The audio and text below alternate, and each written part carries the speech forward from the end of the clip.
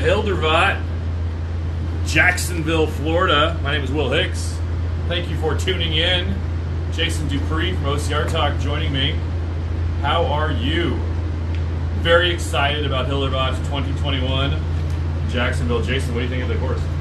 It's a beautiful course. It is absolutely gorgeous this morning, and the oval that we expected to see is a little bit more of an out and back, but it still looks really awesome. So we are on the course of Jacksonville. You can see it behind us. It's beautiful. So the course is 1 mile long. The race is 3 miles long. It's 3 laps of the 1 mile course. Jason and I are going to talk about the course, talk about the athletes, talk about the race structure, and then we're going to talk about the prizing. The race actually starts in about 25 minutes, 8 a.m. when the women kick off. The men will follow them when they're done. Jason, let's talk about the athletes. Talk about the men first. Ryan Atkins. Get into some graphics while we talk about Let's do it. Let's switch over to a feed down on the beach.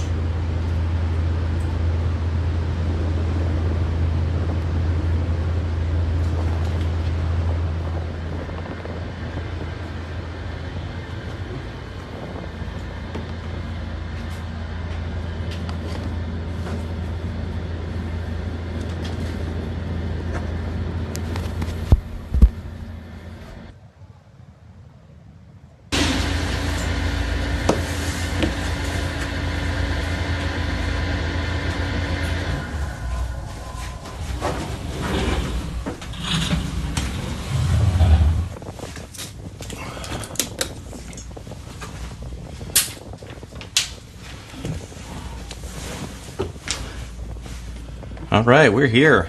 Will, thanks for joining me. Very excited. So we're looking at one of the first obstacles there. That is actually the starting corral for the race. The racers are going to start there. They're going to be looking down the beach. The ocean's on their left. We're looking around just kind of generally around the course now. If you've ever been to a obstacle course race, this part of the race is kind of not, I don't know if it's the worst part, but it's the part where you get the butterflies. Yeah, this is definitely, something that's new for a lot of these people running in the sand that I don't believe, a lot of people have really ever practiced and trained in. And it's a different modality for sure. We were talking with the athletes yesterday, and one of the women, Alex Walker, said she's hoping that that'll actually give her an advantage. She lives and trains in Texas and has lots of experience running in sand. And if you've never run, and this isn't like that hard-packed sand like right next to the water. This is like sand, like that granular stuff that gives when you step in it. And it's a completely different experience than a lot of these athletes are used to. Yeah, for sure. And these rigs, too, they, interestingly, like a lot of races, they don't let you get on the course ahead of time. And here, we actually saw them trying out pretty much everything before the day before. It's pretty wild. As we're watching the race, you're going to see regular folks just walking around the course. This is a public beach. And I asked some people, I said, aren't you worried about it? This is just usually when we go to an obstacle course race, it's kind of out away from the public. And if you're out there at that venue, you are there for the race. But this is on a public beach in the coast of Jacksonville, and there's people just walking around. I said, aren't you guys worried? Isn't that kind of not an ideal situation? They said, nah, they do 5Ks and half marathons on this beach all the time. The locals are used to it. And they've got it, taped off, and they don't anticipate any problems there. Looks like we lost the feed for just a moment, but it's back. Looking good. All right, awesome. What do we want to talk about first? The format of the race or the people that are here? Why don't we talk about the format of the race?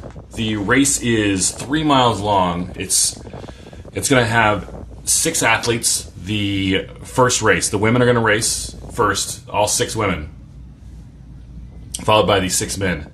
The top 4 will advance to the second round. The second round will be later on today. Then after the top 4 will race again. The top 2 will advance to the finals, which are tomorrow morning. And then the winner of that head-to-head race will be crowned King or Queen of the Beach. Yeah, so what you're seeing right here is just the format that we're going to see after the first round. So the first round is going to be those 6 people, and then they're going to cut it down to the 4 later today. So we're going to be seeing that, and we're going to be showing that bracket later on whenever we get it filled out, after the first rounds come through. But let's talk about what these people are going to win for this race.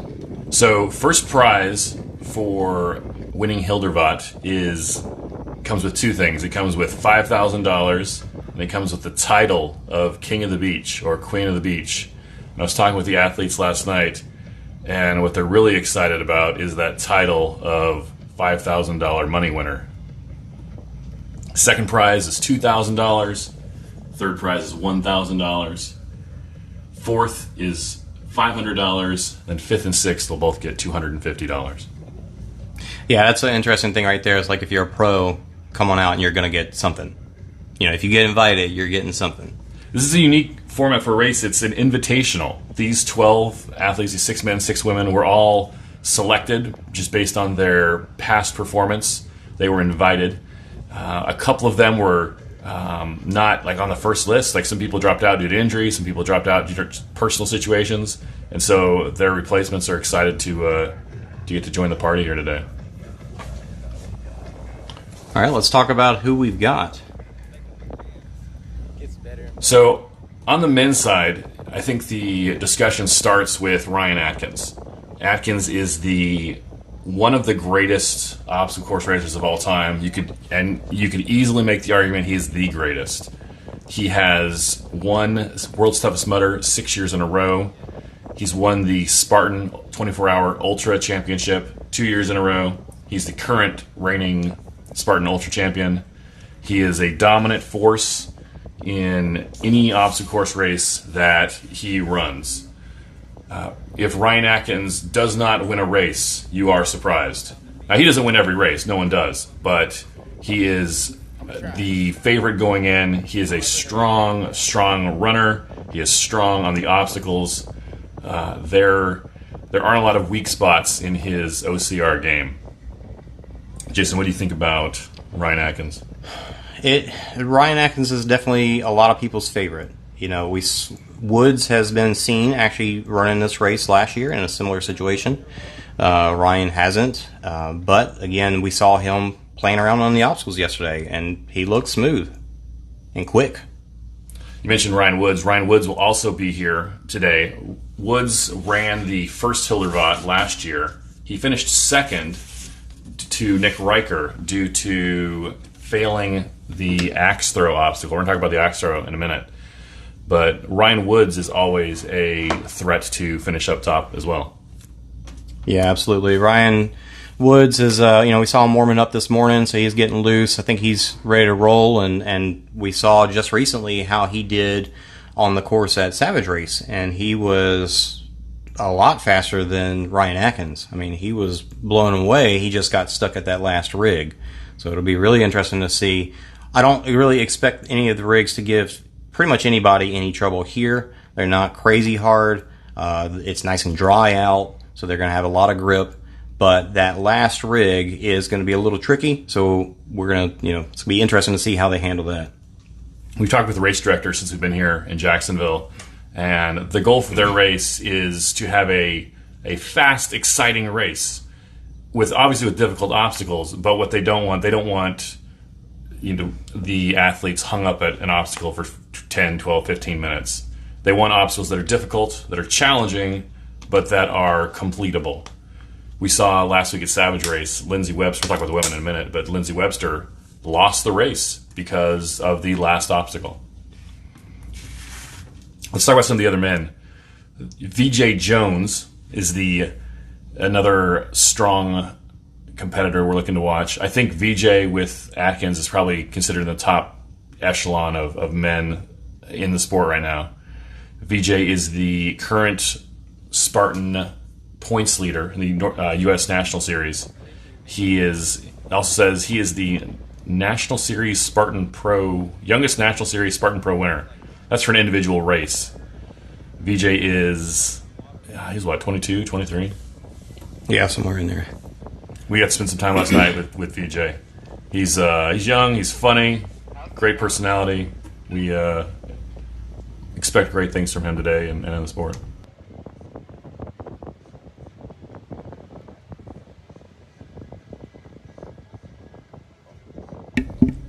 Ryan Kempson he's a third-year Spartan pro. Ryan actually played college basketball before he got into running into obstacle course racing. Kempson is undefeated at Savage Race this year. He's entered and won 4 Savage races against elite competition.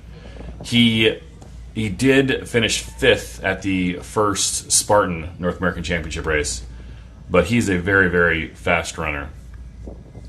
Yeah, that's really interesting to talk about Savage Race and the pros that we see run these U.S. National Series races. Savage doesn't usually draw the biggest crowd, and really for years we've been seeing Yuri Force being like the top guy at Savage. Just not because he's not a good runner, but mostly because we haven't just seen these other people run that race.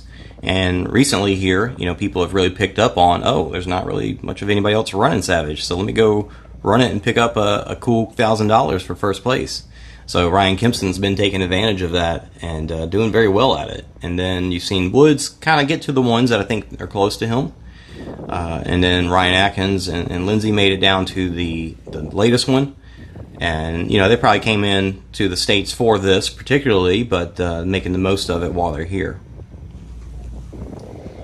Also on the roster for the men, Robert Killian.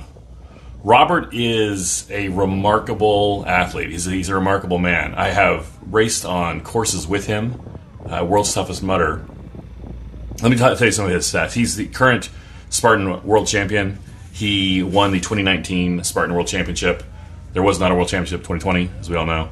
So he's the reigning champion. He's also won several, he's actually a 2-time champion, 2019 and 2015.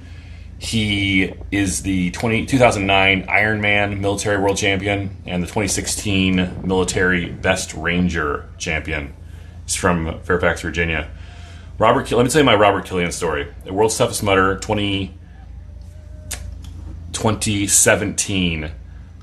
He was competing against Ryan Atkins, and toward the end of the race, Atkins had gone out for his 22nd lap. Atkins was finishing doing his 110th mile lap, and Killian came in. He had finished his 100th mile, and he was in second place. And the guy in third, there's no way he could lose second place, and there was no way he could win first place. Like, his second place was secure at 100 miles. Third place was behind him, and first place was ahead of him. First, second, and third place were all locked, and he had just finished 100 miles. He had about maybe an hour. There's an hour and 20 minutes left in the race. He was absolutely allowed to, and in fact, expected. Like, hey, you finished 100 miles. The race is basically over. It's been decided. So you can come on in and take off your shoes and start treating your blisters and all that. And he had time to do one more lap, and so he went out and did his 105th mile lap for no other reason than he'd done 100 miles the year before, and he wanted to do more this year. So I was standing at the finish line, kind of watching him make the decision in the process, and then he went back out for another lap. It was pretty impressive to see. I think that's a real testament to he's kind of an enigma in that sense, because a lot of people, you'd say, they're not the best unless they win all year long. But he trains specifically for what he wants to win. So maybe we do see him at some of these National Series races, and he's only getting, 5th, 6th, 7th place. But when it comes time down to it, how many World Championship Spartan races has he won? How many times has he done 105 miles at only once there, but he's done that multiple times where it's just he's pulled it out when it's important to him.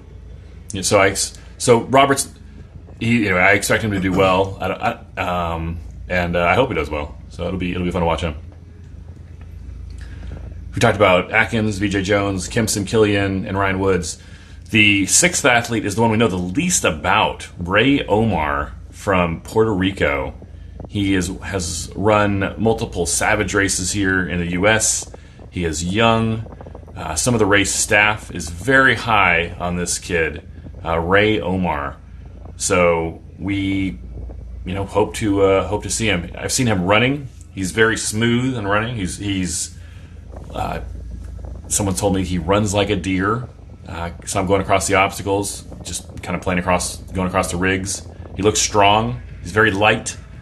And so we'll see what he does against the top level competition here. Yeah, I would imagine he's got to be feeling pretty excited about getting to come out here. The original person was going to be Aaron Newell, and then he got hurt, so he wasn't able to make it. So they invited this guy.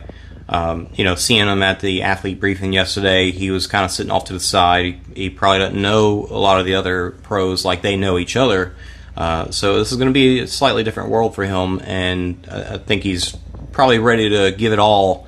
He's probably got the most to lose here, right? So, or the most to gain, really, because if he gets something other than the 6th place, that's going to mean a huge amount to him, I believe. Yeah, he's probably got the most to prove, and honestly, some people are like, "Hey, who is this kid? Like, who's this? Like, we know Ryan Atkins, we know Robert Killian and B.J. Jones. Who's this kid?" So it'll be interesting to see how he lives up to the expectations. And he's got some decent records, but just nothing, no world championships or anything like that. He's run at OCRWC and a few other places that we know of, but that's not a lot known about him. So let's talk about the women. While we get the women information queued up there, I want to remind you, hey, thanks for watching us on YouTube and Facebook. If you are watching, please subscribe. Hit that subscribe and like button, and it will help other people find our channel. So I'm going to go ahead and give you a second to go ahead and hit that button. Ready to go. Ready, set, subscribe. Good job. Thanks for doing that. Jason, let's talk about the women. I think there are 2 women, number 1 and number 2, and you can argue which should be number 1 and which should be number 2. The top 2 women in the sport of obstacle course racing right now, Nicole Miracle and Lindsay Webster. Nicole is the current Spartan World Champion, the 2019 World Champion. She has won multiple Savage races. She's won multiple Spartan races. She was a Division I collegiate steeplechase athlete before getting into OCR. She's from Colorado. She was one of the first OCR athletes to kind of embrace the van life, which is not that like everyone's doing it, but more than you'd expect. And it's if you're young and single, like I get it. It's appealing. I wouldn't want to live in a van with a couple of kids, but some people even do that. So, good for them. Nicole it's been remarkable over this last year. It's been a crazy year for everybody, and some people have it's been tough on them, and some people have leaned into it and kind of embraced it, as we see some of the women running past right there. But Nicole, she has only gotten stronger. We saw her yesterday. Saw her running, saw her doing some obstacles. She is fit, she is strong, she is lean, she is cut. I have never seen Nicole Miracle look stronger than I saw her yesterday. So I expect her to do well this weekend. Absolutely. The pictures that Jack Goris takes of her this past year, or anytime recently, the guns that she's got, her biceps are just so jacked, and it's just amazing to see. Most of these girls are just very, very lean, and the muscle that she's built has been very, very surprising, and I think it's going to really pay off for her in a lot of these races. The other one we talked about, Lindsay Webster. Lindsay's actually Ryan Atkins' wife. They have been kind of the super couple of obstacle course racing for several years. Lindsay is a 5-time OCR WC world champion. She's a 2-time Spartan race world champion. Lindsay, to this point, has been the greatest athlete. I was going to say greatest woman athlete, maybe greatest athlete in the sport of obstacle course racing, just based on titles and based on race performance, which, if we're being honest, obstacle course racing is a results-based business. And Lindsay gets the results. She wins the races she needs to win. And I'm excited to watch Lindsay race this weekend also. Yeah, and I think Lindsay, just like we saw at Savage with her having trouble with the rig, the sand being an unknown is going to be interesting for her. It's a very short, fast race, which I don't know how many sprints we've seen her win. So this will be really interesting one to see her and Nicole go head to head. You mentioned the sand. We have a comment from Jared Bray. He asked, how much will the sand play into the race? Jared, we're going to get your question in one sec. We're going to talk about the women, then we'll talk about the actual sand. Another woman to keep your eye on is Rebecca Hammond. Rebecca was the second place at the 2018 Spartan World Championship. Her first year in the sport, her first World Championship. She finished second. She is, in 2018, she was right there in 2019, she was right there at the top echelon of the sport. If you saw Lindsay, Nicole, and Rebecca in a race, you knew one of those three was going to win. It could just as easily be Rebecca as Lindsay or Nicole. Rebecca was actually a champion collegiate track and field athlete when she was in school. Also, Faye Stinning will be out there this weekend. Faye has, there was a year, I think it was 2017, where it was Lindsay and Faye. Every single race was first place Lindsay and Faye, Lindsay and Faye, Lindsay and Faye. So it'll be good to see Faye coming up. Faye hasn't been at the, there's Ryan Atkins walking past. Faye will be interesting to watch. I saw her running yesterday. She looks good. She looks strong. It'll be interesting to see how Faye does this weekend as well. Yeah, we saw Faye yesterday, and she had been practicing on the obstacles and got a couple of tears in her hands from trying them out so much. So I think we saw some other people go get some gloves just to have just in case. Hopefully those blisters, there she goes right there, don't give her too much problems and she can just grit through that pain. Man, that's a great point. Last night there was an athlete briefing, a race briefing, and after the briefing the athletes are talking and a couple of them went to Lowe's and we saw Faye downstairs and her hands were torn up. So she's kind of coming into the race today with a little disadvantage, and they're torn up just from the practicing on the obstacles the last few days. She said that she has baby hands because she hasn't been playing on obstacles, hasn't been on rings for a long time. So we're looking at about 5 minutes till race time. 7:55 here on the East Coast. Looking to start in 5 minutes. The last two athletes to talk about, Alex Walker. Alex she finished 5th at the Spartan World Championships. She kind of dominates the Savage race circuit. Alex is from Texas, single mom, who is always out there killing it. Her strength, she's a good runner, but her strength, if she had to pick one, she told me, was the obstacles. She wants the heavy carries. She wants the heavy, Herc hoists. That anything heavy or that requires more strength gives her an advantage over she sees that as her strength over the other women. Alex is another one of those that originally wasn't going to be here. It was supposed to be Corinna Coffin, and she wasn't able to make it, so Alex is her replacement. So I know she, like Omar, has a little bit of something to prove. She wants to get out there and not, take last place, I think, and she's going to give it probably just as much or more, guts as than any of the rest of the girls. There's no shame in that game. 6th place at this race, you and me and 99% of the people watching this right now would probably finish in 7th place at this. So there's no shame in that game.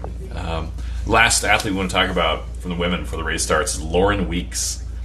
Lauren finished 3rd at the Spartan Games last year, which was the YouTube show that they filmed out on Joe's ranch or Joe's property out in Vermont.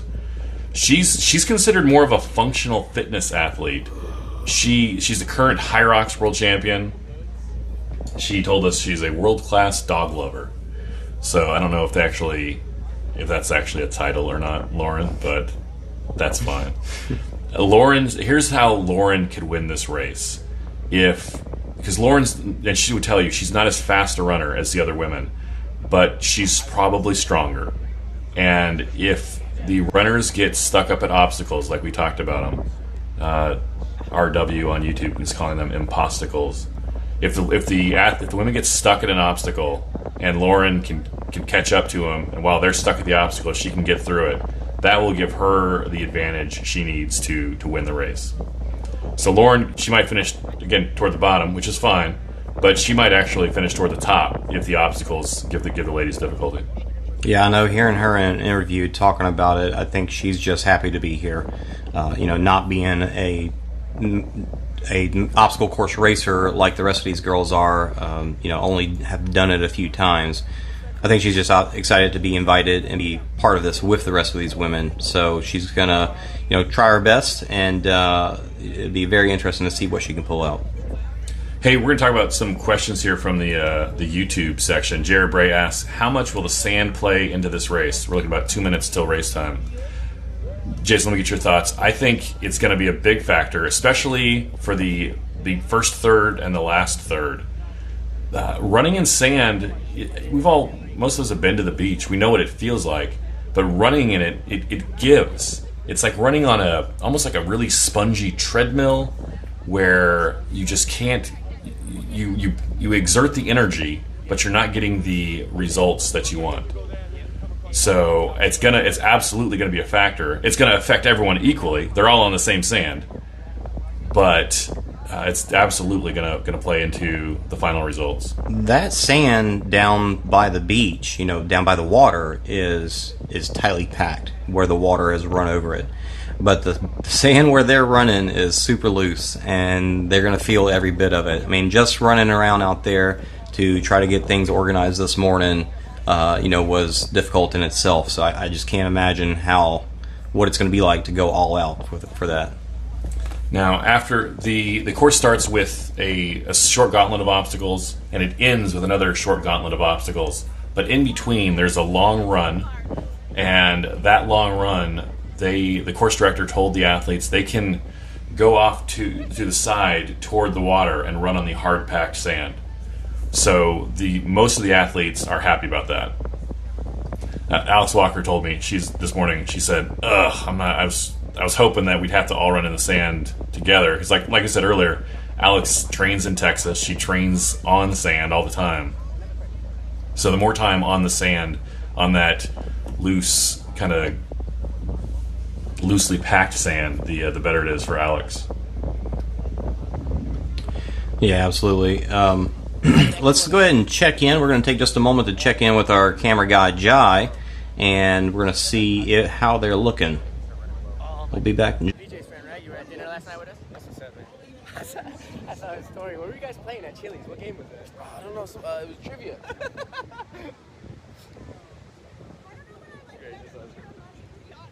I want to say about 15 minutes. Are you talking BJ right there?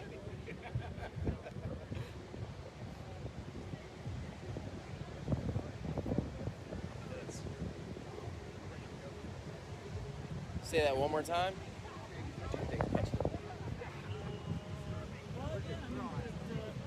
Yeah.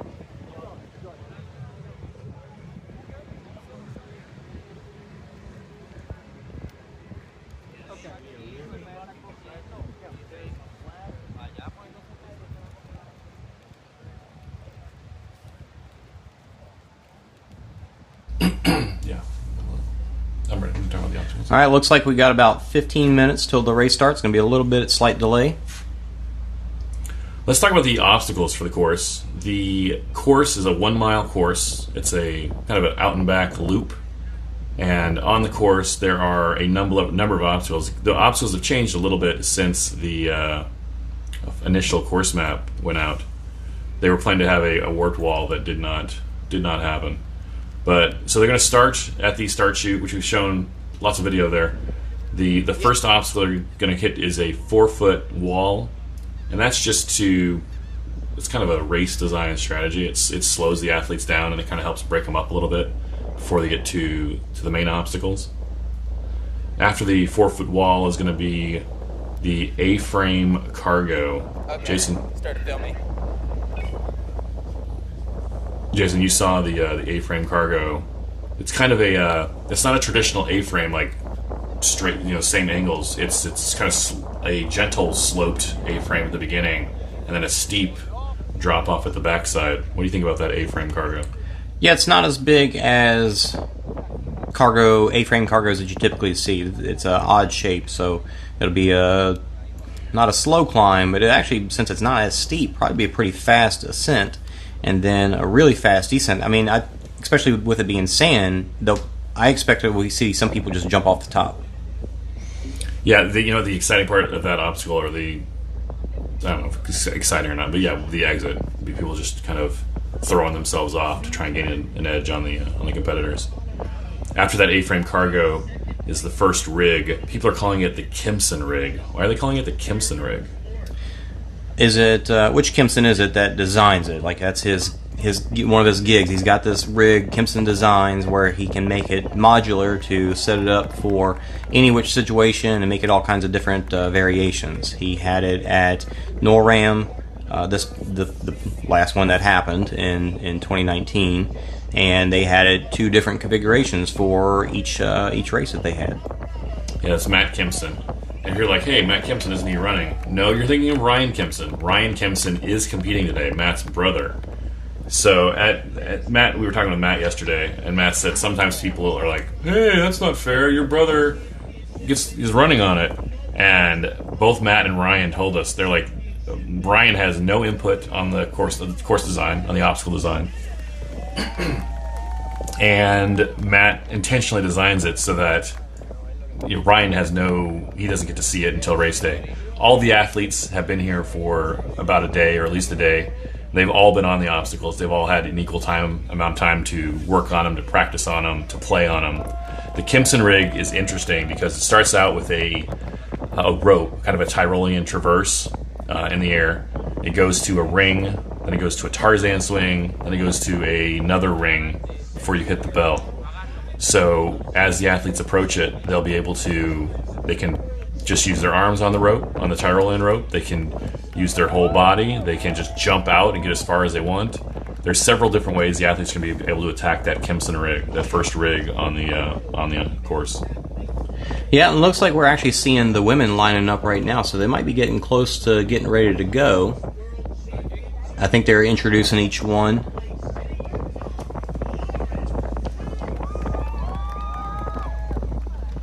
So let's see if we can get a little more audio from outside there.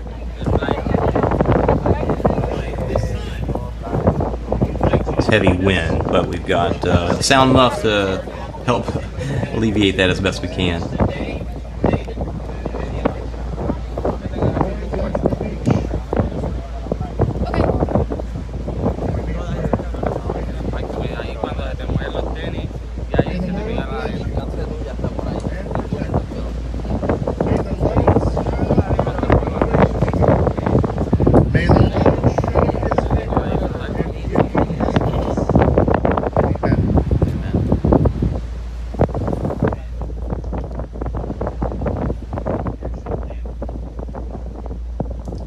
I see 1, 2, 3, 4, 5, 6 women on the start line.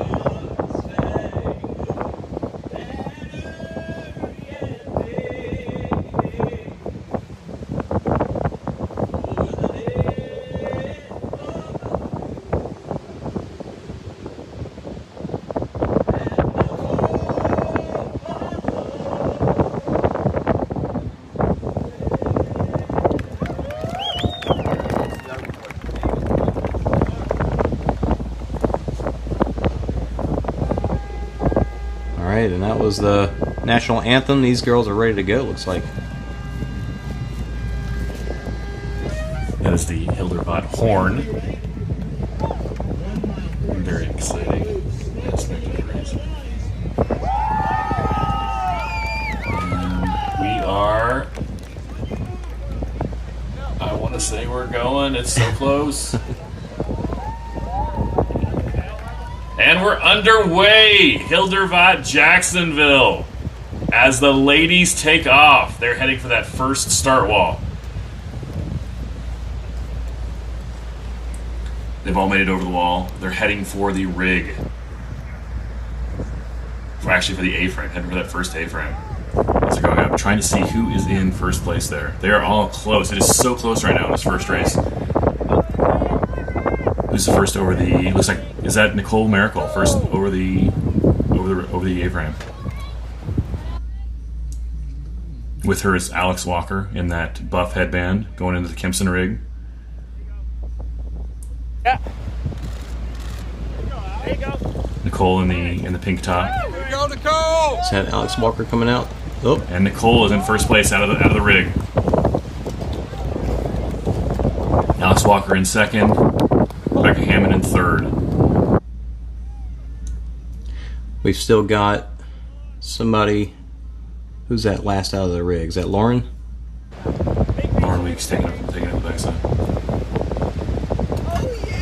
Moving on to the rope climb. Alex Walker flying up the rope climb, hitting the bell. She slides down.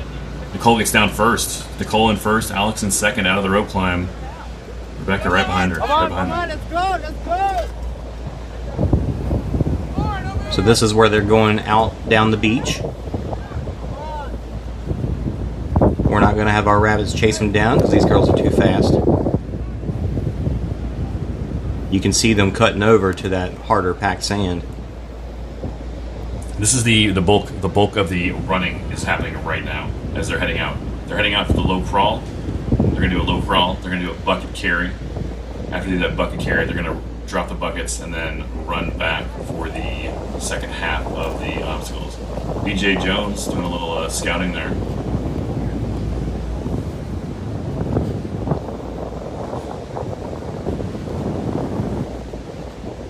Have we mentioned how this is a 3-lap race?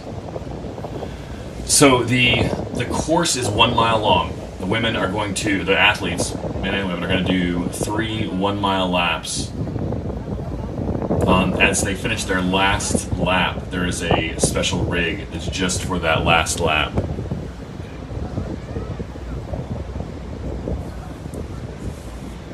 So we're watching them come out.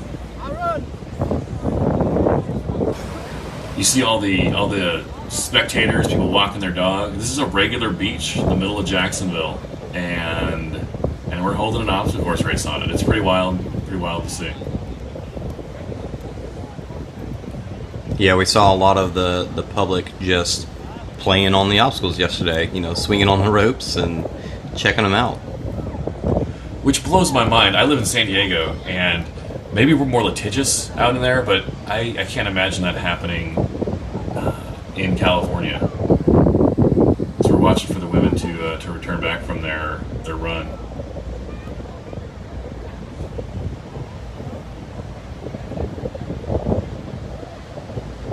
We're inside at the moment. I'm curious how warm it's already got. I mean, it felt great this morning, but it's got to be getting warm. Yeah, it's 8 o'clock, 8:10 Eastern time as we're recording this, as we're watching the race, and the sun's already beaten down. When you get it hot and sweaty like that, and that sand is flying up from all the kicking and jumping down the ropes and stuff, and the sand's going to get on the cargo net from everybody's feet, and they're going to be climbing up, and the grit's going to be getting on their hands. Could come into play on the rigs.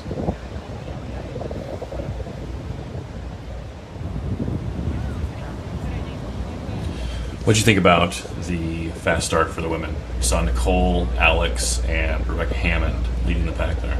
That was pretty awesome. I know, a lot of people was concerned about having too many people on the rigs at one time, but they have a single lane for each person. They have 6 lanes, and we saw them fly through all at the same time. That was pretty exciting. So what happened to the slip wall and the other stuff? Did they got rid of it? Yeah, There's some as long as concern something about, put up, having one obstacle, 6 people on it at the same time. But the race directors and Hildervat's they've been very intentional about having 6 lanes. 6 athletes, 6 lanes. Everyone should have room to work. Even if which it's not going to happen, but even if all 6 came up on every obstacle at the same time, there is enough room, or there is space for all 6 of them to do the rope climb at the same time, or to do the Thor's hammer, which is the Hildervat version of the Herc hoist. And it's pretty small too. We just had a shot of it, but we missed it. It's like 1 pull, maybe 2 at the most. Number 1, the rock climber, number 1, she was last. But this is the first round. I think 4 have to qualify to go to the semifinals. She was last. And then the last 2, right? Well, They're only dropping 2 right now. right. So there's no reason to. We can hear the people talking on the beach, talking about the format of the race. I think they're, for spectators, it's probably kind of like, what's going on? What is the format here? Oh, are they coming So they're back talking already? about how they're going to be dropping, 2 racers after this first race, and then they're going to race again at 11 o'clock, and then drop 2 more, and then the last 2 women are going to race Sunday morning. That's something we were talking about yesterday with the athletes, is that the first race, you don't need to win the first race. You just need to not be in 5th or 6th place. So the actual race part might come into play between 4th and 5th place. Because that 5th place lady doesn't want to be, she wants to be in 4th, and that 4th place lady does not want to drop to 5th. So, especially in this first heat, this wave 1, there's not a lot of difference if you finish in 1st place or you finish in 3rd place, as long as you do not finish in 5th or 6th place. This run down the beach has taken them a little longer than I thought it would. What was it, a quarter of a mile? It's about a quarter mile down. They had the low crawl, then the bucket carry, and quarter mile back. That's right. The thing that jumps out about this venue is it is so Hilder flat. Let's check out the crowd that's waiting over at the next rig. They're waiting for him to come back just like we are. You can see that rig. It starts out with a ring. It goes into a cargo net grab. You have to get under that cargo net. And there is another ring. There's actually, it's hard to see unless you're like right up on it, like actually in the obstacle. But they have some trapeze bars going horizontally that you can, they are also a kind of an obstacle. I think we're seeing a crowd come in. Looks like this could be the girls. It looks like they're all together. It's kind of hard to tell from our vantage point, but Nicole's in first. Nicole first up to the rig. 4 girls all there at the same time. Yeah, nice. Wow, that's some good momentum through there. Yeah, no difficulty at all. Nicole coming out with the lead there.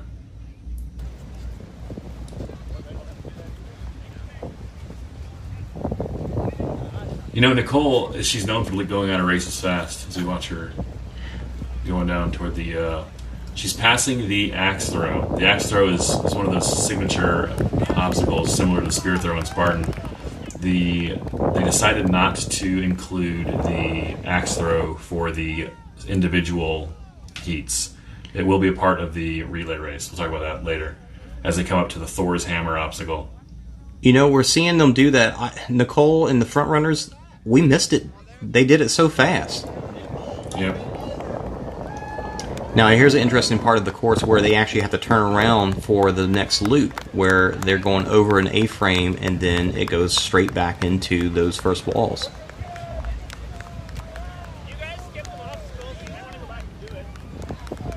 And that is that Alice Walker going to the walls there? Is that Nicole? That's Nicole. She's slowing down. Why is she stopping? Uh-oh. They're telling her she missed an obstacle. She has to go back. No, she did it. What are you doing? She's saying she did it. And there's Rebecca right behind her. Some confusion on the course. They're confused. Everybody's getting That's Aaron, confused. the obstacle build. He's telling him, giving him direction. Rebecca right behind Nicole. We're not sure exactly what that discussion was about, but we'll find out. Rebecca took a hard landing coming off of the A-frame. Hopefully that doesn't affect them since they are in the front, and this is just, only bottom 2 get dropped out this round. Nicole, you can see Nicole's wearing those gloves like we talked about. Rebecca right with her. She just used her leg on that Tyrolean.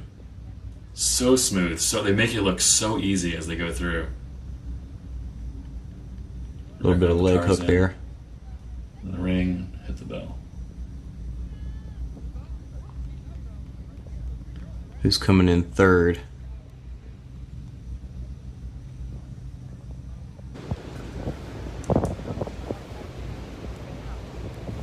Got Nicole going up the rope. She's already through it.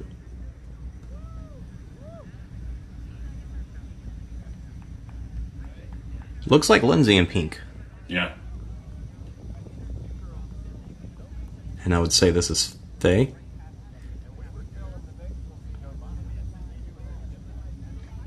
So far, it's looking like the her hands are not giving her too much trouble.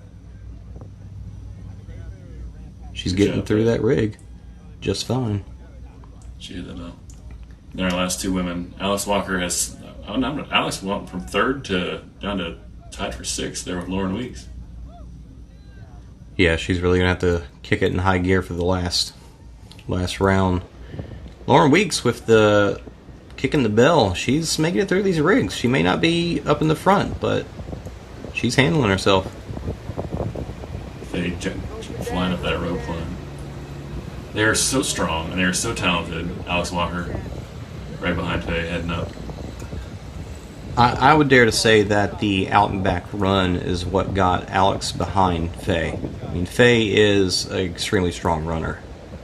So right now, the battle to stay out of elimination, we have Faye in 4th place, Alex Walker in 5th place, Lauren Weeks in 6th place, heading out for the second leg of the long run stretch.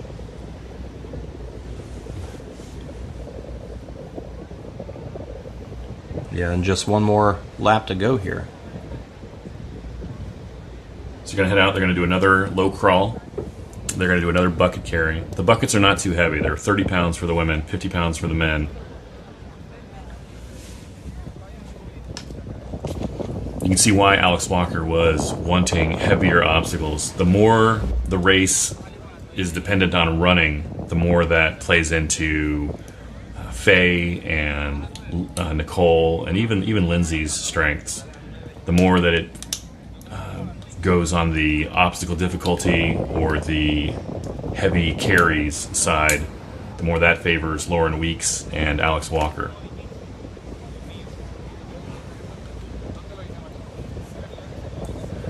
What did you think about that little bit of course confusion there? We saw Aaron, the guy in the bright green shirt, he was talking with, kind of on the fly, it's very unusual to see a race employee talking with the athletes as they're competing, like mid-race. I don't know if I've ever seen that on a course. My best guess is that they passed up the Thor's hammer, the turquoise. But they were so fast past it, they might. It didn't look like they did it. We didn't see them do it on the feed. Now there's a chance our cameras missed it. There's a chance we were talking about something else when they did it. But you're right. It was so fast. It was so. We were talking with the race director yesterday about penalties, and every obstacle is 100% completion required. So if they miss that obstacle, they don't have, at least at the time, there wasn't any talk of a time penalty or of it was you need to finish the obstacle. So we'll see. We'll talk with the race director after the race and see what he says. With them, the official staff telling them to continue on, I honestly can't imagine them applying a penalty for missing it. I wouldn't be surprised if they made a judgment call, since they're the first two way out in the lead, if they just let it pass. You know what? They can't just let it pass. Like, there has to be. You have to do all. If it's 100% completion, they have to do 100% completion. Now they may apply a time penalty, and say that maybe it's 3 minutes, maybe it's whatever. Like, I don't know what the obstacle takes 30 seconds or a minute to complete, so the penalty has to be more than that.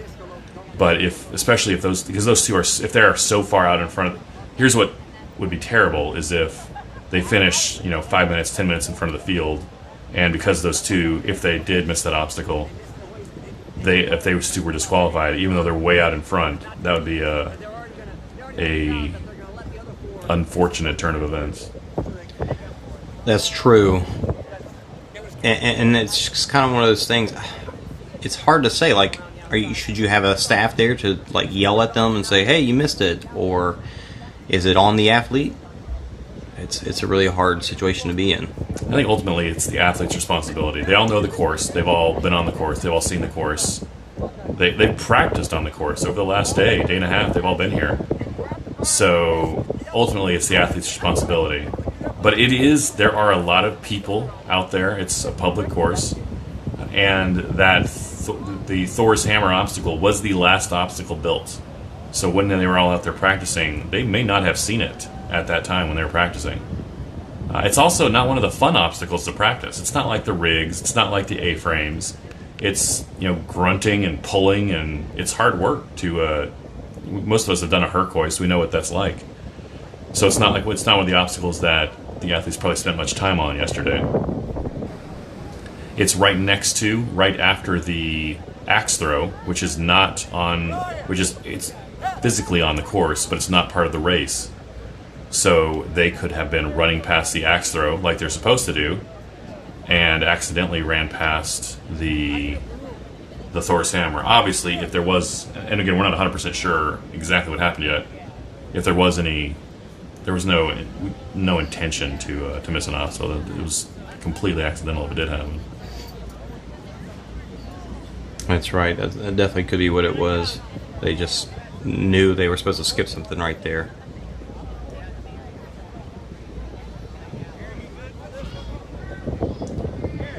Kind of looks like they're coming back in. Let's go! Woo! And here comes Nicole Miracle in first place out of the run. Heading into the second rig. There's that trapeze bar I was talking about. Going into the cargo net. Looks like Rebecca's right with her. Skips that ring to the second trapeze bar.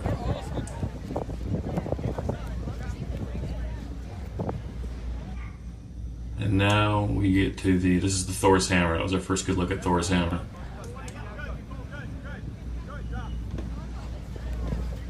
So judging, man, we're going to have to check to make sure, but judging by the time, it did take them some, 20 seconds, 15 seconds to do that. Yeah, it's going to be interesting to see how they play that out, because I feel pretty confident they didn't do that one on the first round. And so there's the Thor's Hammer that they were supposed to do, and then as Nicole's running past, that's the axe throw, and then the penalty for the axe throw, if you fail the axe throw, is you go over those walls. There's no burpees involved. This is the last obstacle here. Is this not round 3? This is the second round. They're finishing the second lap. Oh, right. She's going over the vertical cargo net. This is the last time she'll go over this obstacle. As she's starting her jumping down. Well done, Nicole. As she's dropping down, she's starting her third lap now. When she finishes her third lap, after she does the Thor's Hammer, she'll head to the last rig. The last rig is only on the last lap. She'll only do it one time. Nicole has a comfortable lead. There's women behind her. We see women on the second rig. There's Alex Walker getting through it. Alex and Lauren are pretty close to each other. Lauren's definitely behind her. So Nicole has a good lead, but no one is that. Nicole's in first place. In sixth place is Lauren Weeks with Alex Walker in fifth, but they're not that far back, and everyone is between Nicole and Alex and Lauren. Nicole, look at that technique. She throws the leg up there, spins her. The leg is holding the weight as she spins her body around. She practiced that yesterday. She figured that out. That yes, she is strong, but that is technique and practice. In just one day, she's learned to do that. And there's Lindsay. Clearly, they were watching each other, practicing with each other, because they're all using that leg hook spin technique. very, very smart. Yeah, and Lindsay's in third, but she's not crazy far behind, and she could just be taking advantage of the fact that she's not in last and just taking it easy. Rebecca Hammond in second, heading up the rope climb. Lindsay Webster in third. So those three look like they're pretty secure in their positions, 1, 2, 3. And I would guess that they will finish, maybe not in that order, but those will be your look to be your top 3 women right now. Come on, Lindsay. You got this. Come on, Lindsay. So 4th, 5th, and 6th, that race to get 4th place and to not be eliminated is between Faye Stinning, Lauren Weeks, and Alex Walker. Notice that Faye's not using that leg hook. She's just muscling it through the rope. Faye, that's 100% upper body strength for Faye getting through that first obstacle. And with the leg kick, with the bell kick, that is legal in Hildervat. It used to be legal in Spartan until a few years ago, and then there's Alex using that leg hook also. Swing with the momentum, grabbing onto the Tarzan swing, and Lauren in 6th place behind her. So our 4th, 5th, 6th place women right now: Faye Stinning in 4th, Alex Walker in 5th, and Lauren Weeks in 6th.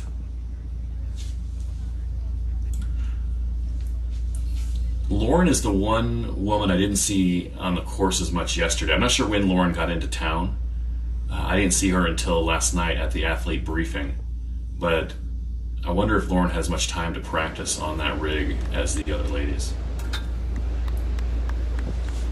Yes, possibly she didn't for sure. Alex is jumping down the rope climb. You know, one thing as they head out for that run again, one thing about the rope climb on the sand is, traditionally at an obstacle course race, when you see that rope climb, it's on the ground, like hard ground, like maybe not rock, but hard packed dirt where you don't want to come down too hard just for your knees. They're going after it because of the sand. They're not afraid to jump down there. Yeah, just like that. The cargo, I bet we'll see some guys jump off of that because that sand is nice and soft. It definitely makes a big difference. So here's our leaderboard right now for the women. In first place is Nicole Miracle. Second place is Rebecca Hammond. Third place is Lindsay Webster. Fourth place is Faye Stinning. Fifth place, Alex Walker. Are you ready? And sixth place is Did you get your tag? Lauren Weeks. Did you get your And tag? remember, fifth and sixth place are eliminated. The top 4 women will advance to the next round to compete on the same course again later today. First early morning, that way it's in your bag. Those top 4 will compete again after they do the second race, the semifinals. Then the top 2 will advance to the finals. And the finals will be tomorrow morning. My bag, my bib. Got one good. What's your bib number? So it looks like we've kind of settled into two packs, the top 3 and the bottom 3. Those top 3 are kind of sticking together, and the bottom 3, they're sticking together, but not on purpose. They're competing for that top spot in the second pack, currently occupied by Faye Stinning.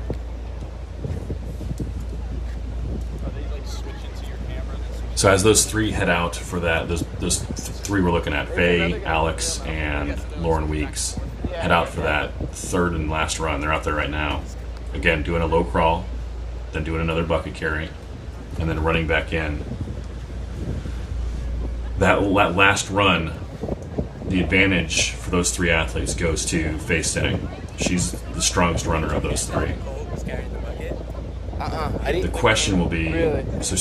I would expect Faye to be in the lead coming out of that run. The question will be if Lauren or Alex can pass Faye in that last stretch of obstacles. When they get back from the run, they have the second rig, the rig with the cargo net rig.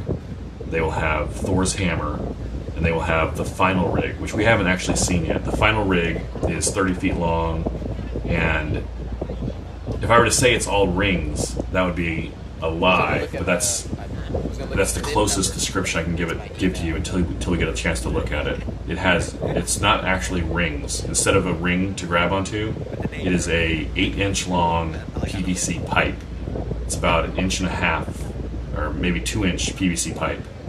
But that 2-inch PVC pipe, inside that 2-inch PVC pipe is another thinner PVC pipe, which causes the outer PVC pipe to spin when you're grabbing it, which makes the grip more difficult. The explanation that you just gave of that was a wild ride in itself. I think Nicole's going back already. So it's a difficult obstacle. It's completable. Like, all the women have made it across the final rig, but it's hard, and it's hard when you go into it fresh.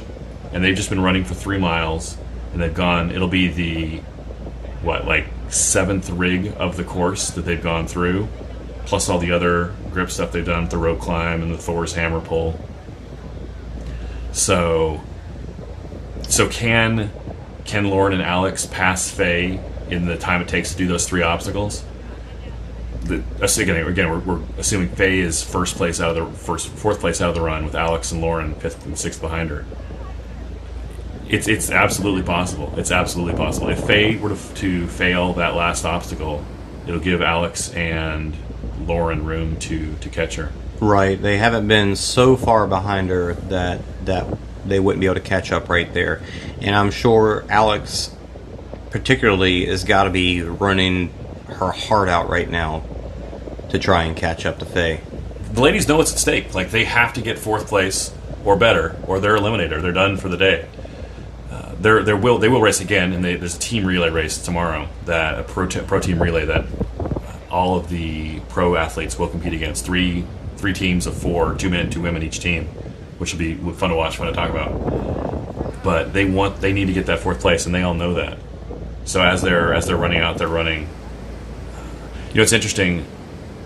This is the first time I've seen a race where it's not as much about who's in 1st place, but who's in 4th place. That's the most intriguing part of the race. Yeah, it really is. It is cool to watch. Because Nicole, she's doing great, but it doesn't matter as much right now, because we expect her to cross that line first. Here she comes. And Nicole has a good lead on the other women. You don't expect any of them to take it easy. They're competitors. Nobody, even in a race where the 1st place is the same as a 4th place finish, none of them want to lose. They're not out here to get 4th place. They're out here to win. And Nicole is showing that competitive heart right there. She comes up on Thor's hammer. Let's see if she does it once or if she does it twice. Just the once. It didn't look like it was the lightest thing in the world. I wasn't able to get a exact weight. Here comes Rebecca Hammond into the Thor's pole in 2nd place. I was not able to get an exact weight. There are not men's and women's bags. There's one weight. So that can't be more than 30, 40 pounds. And here comes... Nicole is heading into the last obstacle. Here is our leader. And she's got some separation as she approaches. Nicole Miracle all alone in 1st place. Actually, on the other feed, I just saw Lindsay try one of the bags and had trouble and switched to a different one. All right, here's our final rig. This is the last obstacle of the race for Nicole. She finishes this. Skipping one. Look at that technique. Nicole's been with rock climbing training. No problem at all for Super Nicole. smooth. Well done. 1st place, Nicole Miracle, as she heads toward the finish line. Your Wave 1 winner, Nicole Miracle. 2nd place, Rebecca Hammond. Now, notice Rebecca doesn't have nearly as much swing, so she's having to do almost every single pipe. She hits the bell.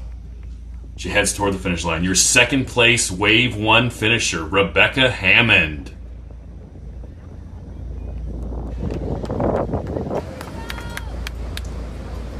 Looking for Lindsay Webster to come up to the final obstacle here in a minute. She approaches. She's walking in. She knows that her advancement is already secure. Lindsay chicken winging it. Oh, wow. Look at that. That is a more safe. It's a safer way to cross the obstacle. It takes more time, but you're much less likely to fail the obstacle. Lindsay Webster. Lindsay Webster, your Wave 1 3rd place finisher. Lindsay Webster. You see Ryan running after her. That Ryan Atkins, Lindsay Webster relationship, it just warms my heart. I feel like we just saw Lauren leave the hoist. Here comes... Okay, here's Faye. your 4th place woman. on the last rig. You got it, Faye. You got it. Faye was trying to keep her L's up there, keep a strong, tight grip. She's struggling across. Kick it. She's working hard. She missed it. She failed. Faye has to go back. That's Alex. Faye is reattempting. Alex Walker going across. Did she get it? Did missed. she kick it? She She missed missed. it with a kick. Way to She go. got There it. it Way is. to go. Alex Walker passes Faye at the last minute. Oh, Your my fourth goodness. place Wave 1 woman, Alex Walker. What an upset. Oh my goodness. Did you see that? Faye Sitting had fourth place secure. She failed at the end of the last rig, and Faye is stuck. Faye fell down halfway through, and Faye and Lauren on the last obstacle. We knew this was a hard obstacle. So now Lauren on the backside is chicken winging it. She may have seen Lindsay doing that earlier, maybe in practice. Amazing They're still thing fighting for fifth place. Amazing thing to think about. If Faye would have done that from the beginning, she probably would have made it through in time.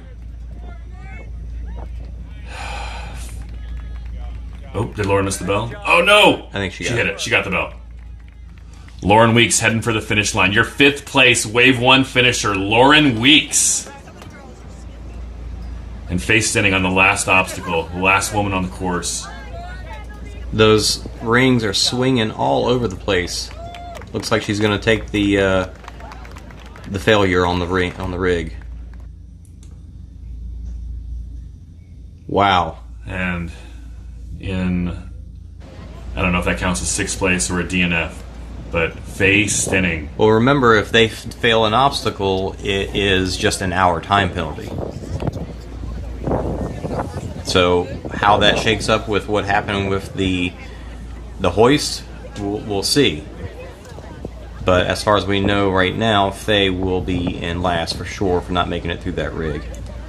So here are your finisher results. In first place, Nicole Miracle. In second place, Rebecca Hammond. In third place, Lindsay Webster. In fourth place, Alex Walker. Your top 4 women will advance. On the other side? Not advancing.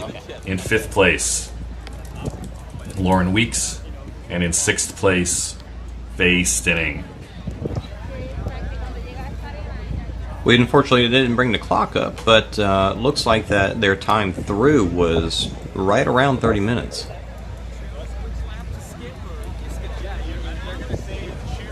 Well, for being the first wave of a 3 race format, that was exciting, especially at the finish. That really was. So Rebecca advances, Nicole advances, Alex advances, and Lindsay Webster all advance. With Lindsay in third, Alex in fourth. So your top 2 finishers, Nicole Miracle and Rebecca Hammond. Now again, all the women knew I just need to get in the top 4. It doesn't matter if I get first, doesn't matter if I get third. But with your top 2, Nicole had the lead basically literally from the first obstacle. Nicole was in front. She never trailed the race. She was strong throughout. Nicole has always been known as a strong runner, and she showed that today. But she is strong on the obstacles also.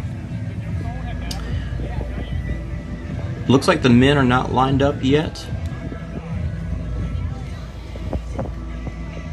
For those just getting here, welcome to the 2021 Hildervat Battle on the Beach, Jacksonville. 1 mile course. At 11 obstacles. While they're getting the men set and ready, let's see if we can take a look back at some replays here.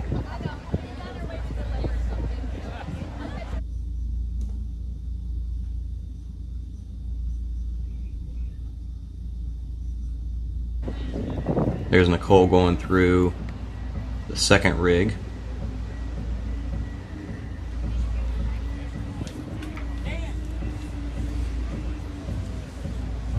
Let me queue up a few different replays.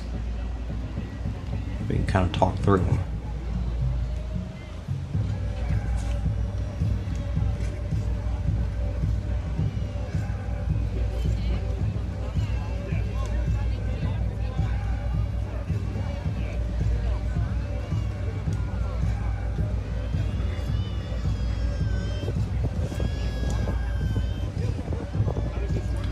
Man, what a finish. What a race.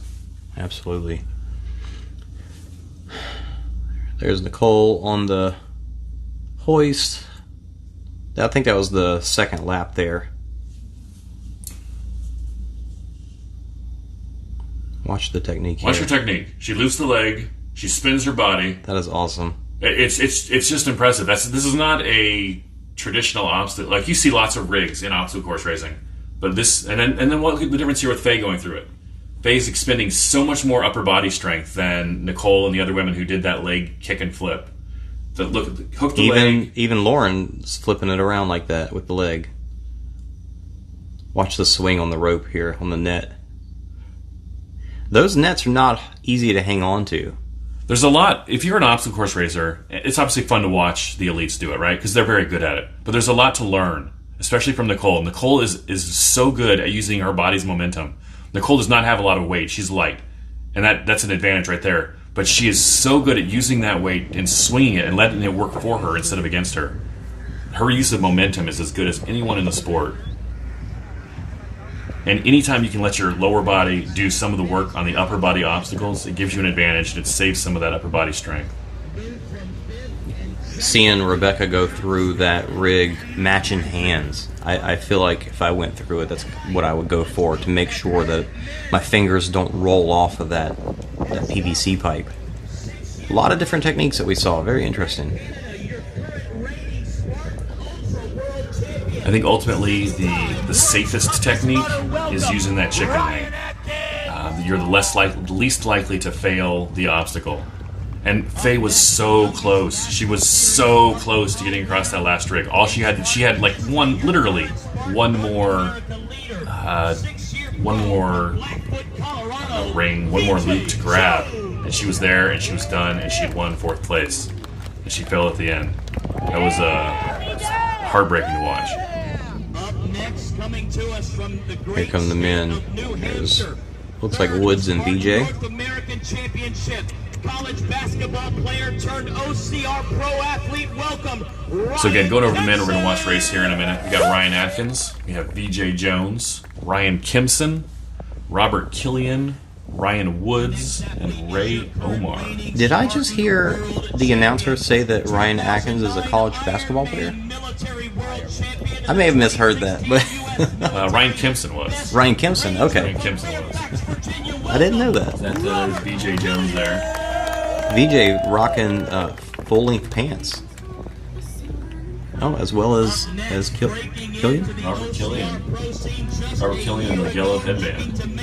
Very kind of VJ to wear that distinctive blue stripe. That'll help us identify him later. Yeah, absolutely. Robert Killian with the yellow headband. Is he going to run with a shirt, too? That's going to be really interesting. Maybe he's going to go for just not letting the sand get all over his body, kind of. And there's Omar with the Puerto Rican arm sleeves. And then Ryan Woods. Crowd's excited to see him. I'm going to ask the athletes to start color coding their race outfits so that it makes it easier for the announcers to identify them.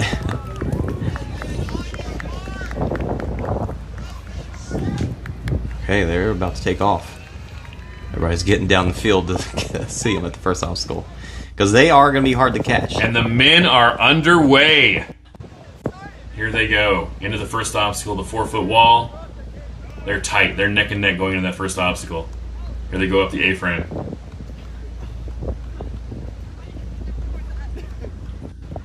Jumping down, just like I figured.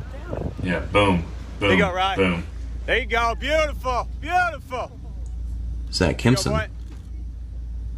Nice job. Here you go, Ryan. We've got Kimson in first, VJ right behind him, and then looks like Woods also flying through there. And Atkins. There's Atkins in second, VJ in third, Kimson in first. Omar in fourth, Killian in fifth. Killian tied for fifth. Killian in fifth, and then Is that Woods? in sixth. Woods is right next to Killian. So Woods and Killian in fifth and sixth place in those elimination spots. In fourth place, they're chasing down Ray Omar, the young kid from Puerto Rico.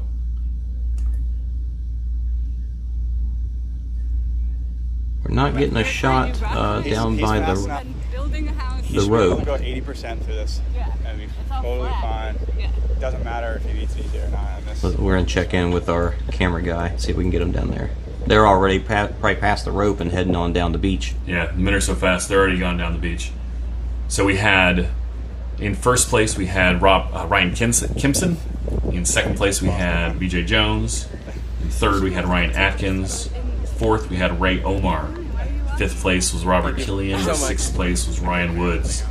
And I give you those places, and those are the places they were, but they are so close that they're going to get definitely shaken up by this run. Who do you think of the six in the order they're in right now? What do you think that portends for that run? I got screwed up first, so I just held the phone. That was definitely a different order than I would have expected from the start. And that was quick. You know, Atkins, he has a kind of a reputation for starting slow. Oh, absolutely. And kind of making his way, picking off the people in front of him. But he doesn't have time for that in this race. It's not an 8-hour race. It's not a 12-hour race. It's not a 20-mile race. He's got 3 miles. He's got 30 minutes to. I'm not sure at all. Not even that. Probably 25, 22 minutes to win the race. They started a little late. Although Atkins is no dummy either, and he knows, like Lindsay, his wife, who placed third. Yeah. He knows that he just has to finish in the top four. He can save that as long as he's comfortable in that top four, wherever that position is. He can save his strength for the next round and then for the finals. He is definitely strong enough on the obstacles that he can sit right in front of 5th and 6th place and be fine.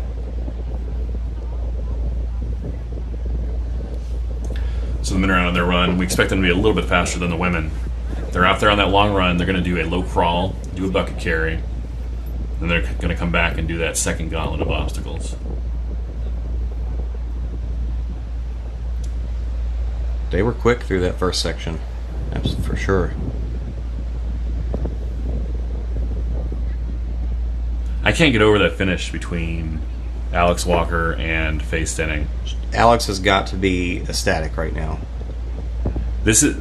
It is not a bad thing when an obstacle course race is decided by obstacles. There will always be running as part of obstacle course racing. It's not Ninja Warrior. It's obstacle course racing, and there's a race aspect to it that involves running, usually trail running or running on a beach or wherever you're running. But the obstacle, it's in the name, and for an obstacle to decide the winner is not a bad thing. I think for the most part, obstacle course racing has such good people in it. Most people don't really have, you have your favorites, but you don't really have like a, I hope they lose kind of person. So it's a little bit heartbreaking to see Faye miss that last obstacle, even though we are at the same time excited for Alex.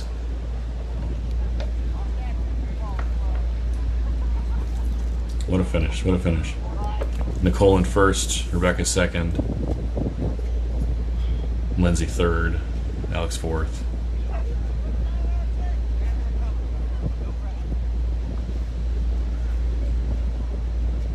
Faye, Lauren, then Faye, fifth and sixth. I'm curious when we'll hear I think they're already coming back. what happened with that I think they're shakeup already coming back. in the first round, first lap for the women. I've shot a message over to the race director. He's obviously busy right now, but as soon as we get that information, we'll pass it along.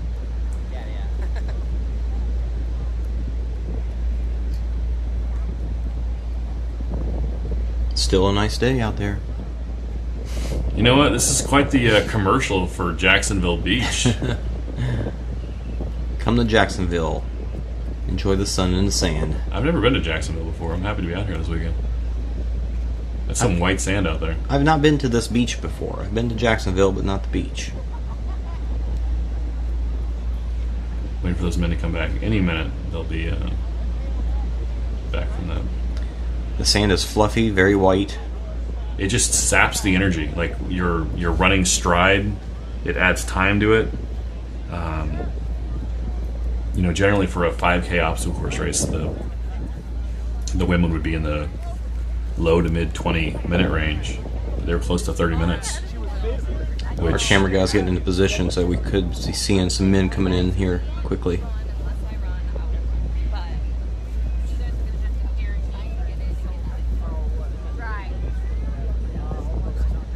Yes, here comes our front runners.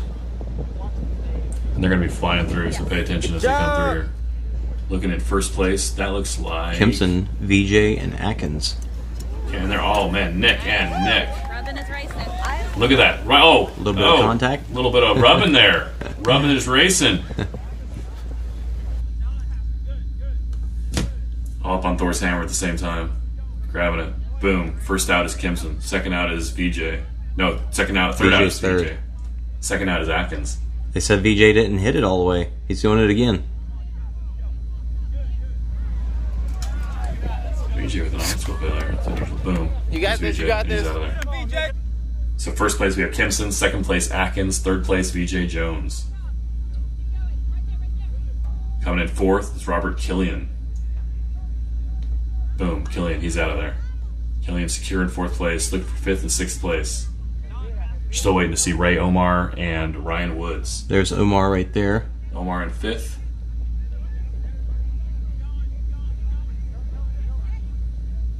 Bit of Jack Goris sighting. Jack is our OCR Report photographer. OCRreport.com/photos after the race. And the leaders are already over the 4-foot wall, back onto the... Oh man, they're just walking up that thing. Look at that speed. Boom. Nice And a flip. flip, and he's out. And a jump. Oh, goodness. Somebody was in the way, but it looked like his feet almost got caught. And that's Kimson in front. Big swing. That's Kimson on the closest to us. Kimson in second. Atkins in front. Atkins in first place. Kimson first. Wow. Atkins making his move. Atkins doesn't like to lose. He doesn't care. He's not about that fourth place business. Excuse me. He's not about playing for... He's not going to save his energy. He's got plenty of energy.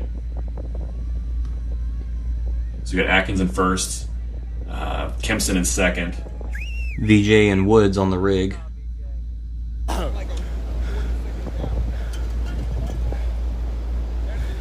up with the rope climb. Boom. There goes Atkins. Kimson with the white shorts, I believe. Job. And then BJ Jones approaching the road. Killian in fifth. Kicking the bell. Alright, so... And then who's approaching the... Ray John is Woods. approaching the rig, and we've Kimson got rig? Woods on the rope. Yeah, they were there. Who's on the rope heading out for the run. Oh, grabbing us. Yeah. I mean, I don't know if that matters. And then Ray on the... Wow, that was a long swing, low swing by Ray Omar. Ray, he seems like he's slowing down. Killian out of the rope, toward the long run.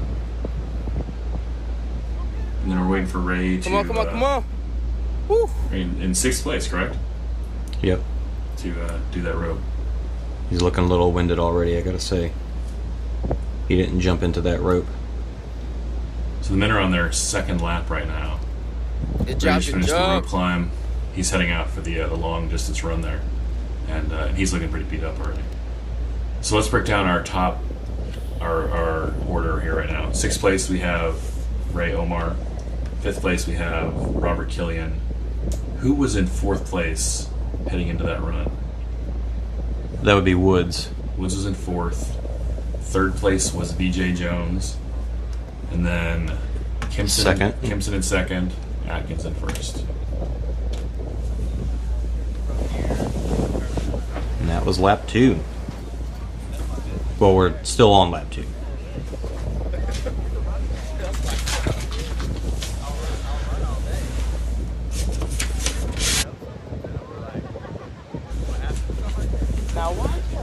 The men just attack the aisle obstacles. Just this intensity. Not that the women don't, but the men are just like throwing their bodies at them.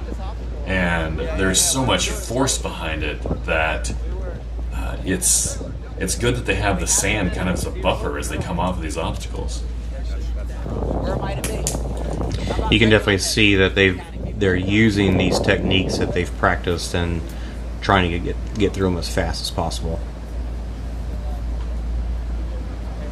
Like the big swing on this second rig from the ring to the cargo net is really impressive. Like I said, the cargo net is a really tough thing to hang on to. It's kind of a thin ropes, and because of the fact that it gives, your body weight brings you down on it, and that can jerk your weight to where it's harder to hold on to. So it's really one of those obstacles where you got to get that bent elbows, those 90 degrees lockout, to help you prevent letting go whenever you do hit that momentum at the bottom of the swing. So as we saw the men head out, Atkins in first, Kimson in second, BJ Jones in third, Killian in fourth, Ryan Woods in fifth, and Ray Omar in sixth. Atkins, all of them are strong runners. I don't see Atkins losing the lead on that run. And if he does, it won't be by much. Where we saw him before he came out of that first run, around this first lap, I didn't expect him to jump up to first. I kind of thought Atkins might play the old hang out in third place thing and just kind of chill, save the good stuff for later. But he doesn't play that game. Do I see a World's Toughest Podcast shirt?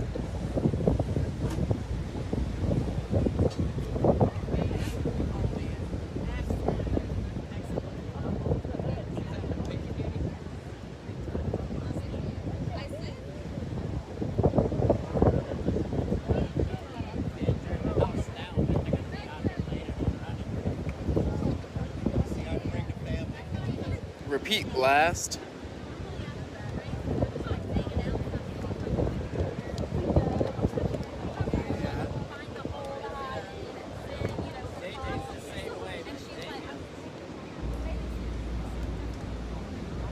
I think we're about to get a shot of the shirt to see if it is. It really looked like it. You don't see a lot of. Oh, come on, turn around. World's Toughest Podcast shirts in the wild. You can get your. Doesn't it look like it though? USDReport.threadless.com. Hey, while we're waiting for the men to come back, this would be a great time to hit that like and subscribe button on YouTube. Smash that button; it'll make the guys come back faster.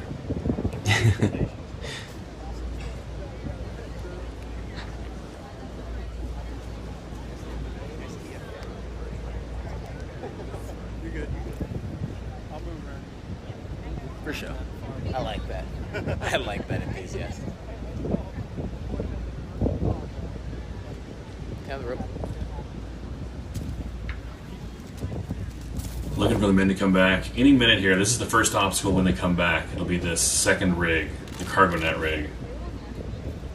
And here we go. Here they come. Let's go, let's go! First man back. That looks like Atkins. Oh, and they're all there. First, And second, BJ. third. BJ right there And behind Kimson. him. So Atkins comes out in first. Look at that hair. Look at that flowing hair.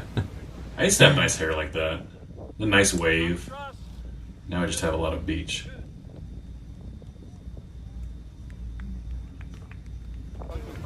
Kimson through, Atkins through the Thor's hammer quickly. We are flying through this course here. So we still have Atkins in first. We have Kimson in second. BJ Jones in third. And it's interesting, both the men and the women kind of separated themselves into these two packs of three. Here's Atkins over the vertical carbon net. This is the last obstacle of each lap, of the first two laps. Let's And watch the all three technique. men. Look at that flip. Nice flip. Bam. Atkins out first. Kimson down second. BJ in third. And now they're all on their third and final lap. Atkins approaches the 4-foot wall. Hurdles it like it's not even there. Approaches the A-frame. Watch this exit. Flip. Flip off of it. And what's that flip? The top of that A-frame is probably 8 feet, 9 feet off the ground. So with the flip, with your arms extended, your feet are basically touching the ground.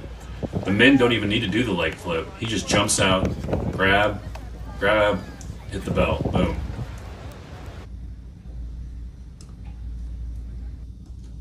Here's Ray Omar back at the... No, that's VJ. That was VJ finishing up the Kimson rig. As the men approach the lead pack of men approach their final trip up the rope climb. And here looks like Woods on the Kimson rig. What place do we have Woods in right now? Is this in 4th place? I believe so.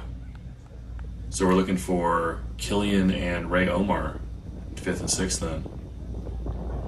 That's quite a change for Killian. Killian was in 4th going into the run. Good job. There you go, Woodsy. Ryan Woods climbing the rope. Ryan Woods in 4th place now with Atkins, Kimson, and VJ in front of him in 3rd. Killian's on the Kimson rig. Looks like he's all by himself. So Killian in 5th place. Killian knows he needs to catch Ryan Woods in 4th to stay alive, to not be eliminated. And then Ray Omar is not in sight.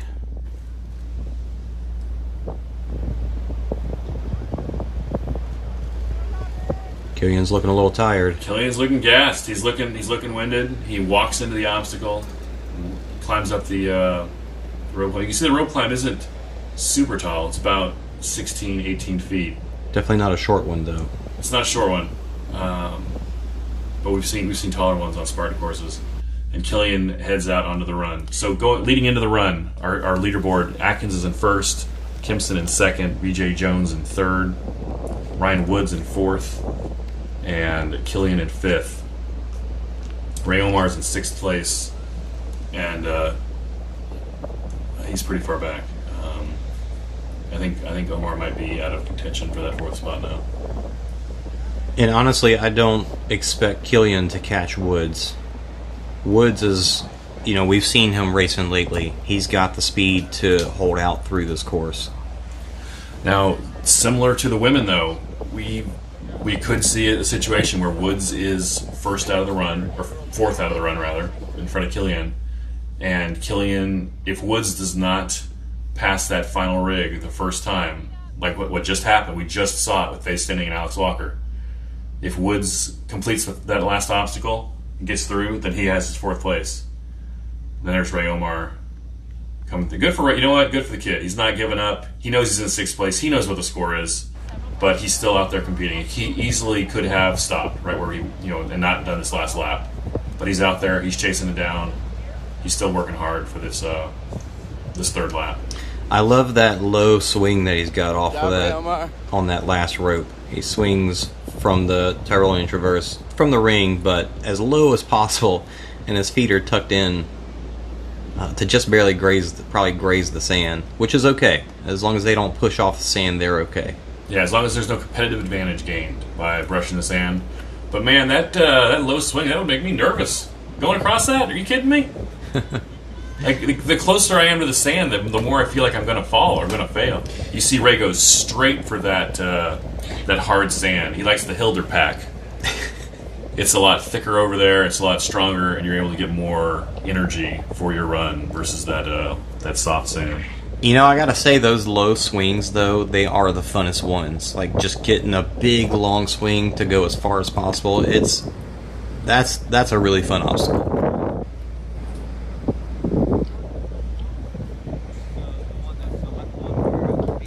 So let's talk about our leaders again. Going into that long run, Atkins was in 1st, Ryan Kimson in 2nd, VJ Jones in 3rd, Ryan Woods in 4th, Robert Killian in 5th, Ray Omar in 6th.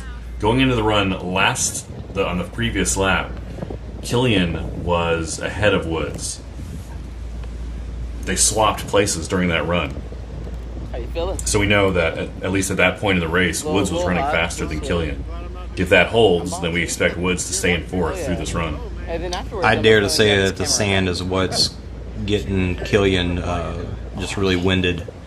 And Ryan Woods being, from here, not from here, but from the East Coast, having experienced this once before already, and just being such a strong runner as he is.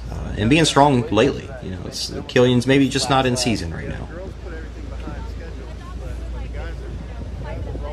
So we're looking at, this is the first this is the cargo net rig, the first obstacle that they will face coming out of their last run. Again, the men are on their last lap right now. This is the first obstacle of the last stretch. They'll have that cargo net rig, they'll have the Thor's hammer pull, then they'll have the final rig, the pipe grip rig. Let's take a look at some of our social comments. Josh Chase says, pretty sure they have a gimbal. We have one gimbal out there today. Unfortunately, we don't have more, but we do have 3 cameras switching back and forth, which is pretty nice. I know we do have some fans of Ray Omar out there.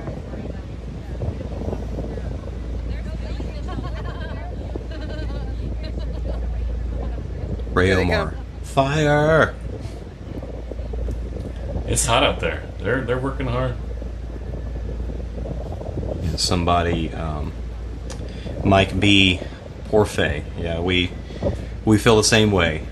Very unfortunate.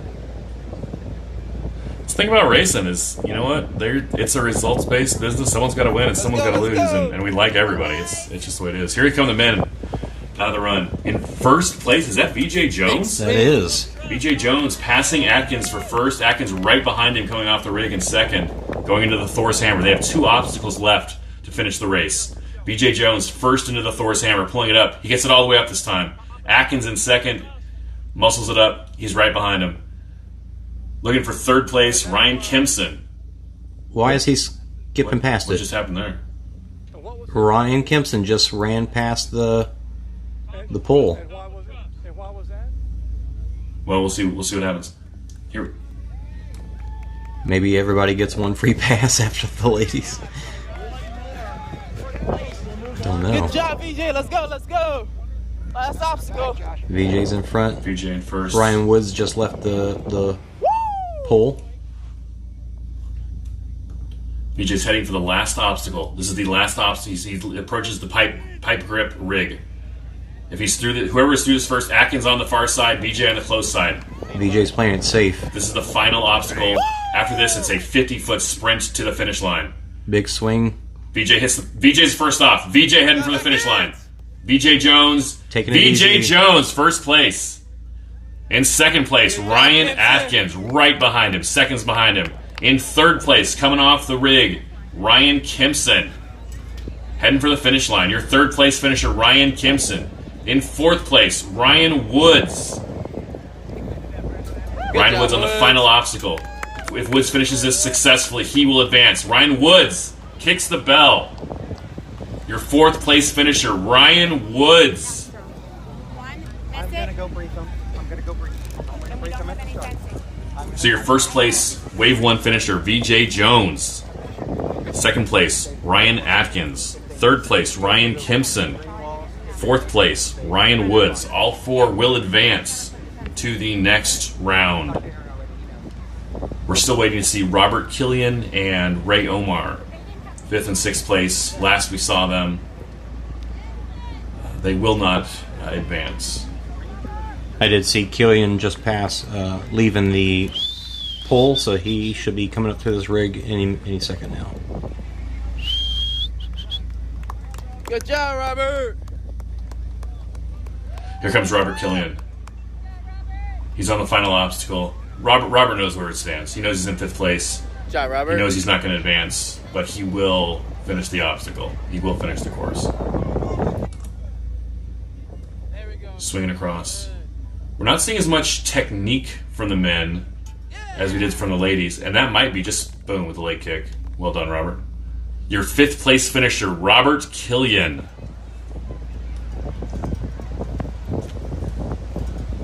And now we're waiting for 6th place, Ray Omar. The reason I think we don't see as many different techniques from the men as we see from the ladies, they're obviously racing on the same course, same difficulty for everything except for the bucket carry, which is 20 pounds lighter for the women.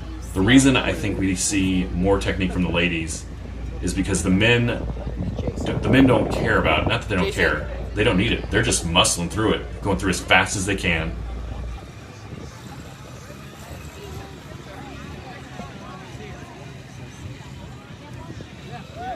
Say that one more time.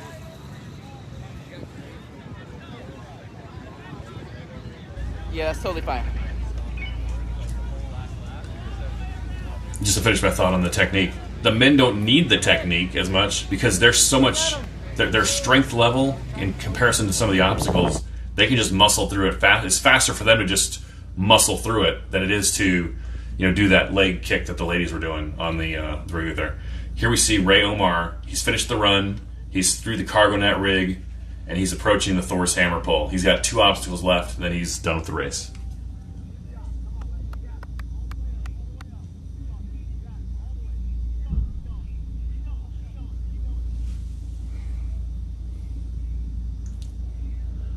Ray Pull finishes. was nice and quick. Yeah, quick pull. He knows he's almost done. And again, Ray knows he's in 6th place, but he's going to finish strong and hold his head up high. In the corral.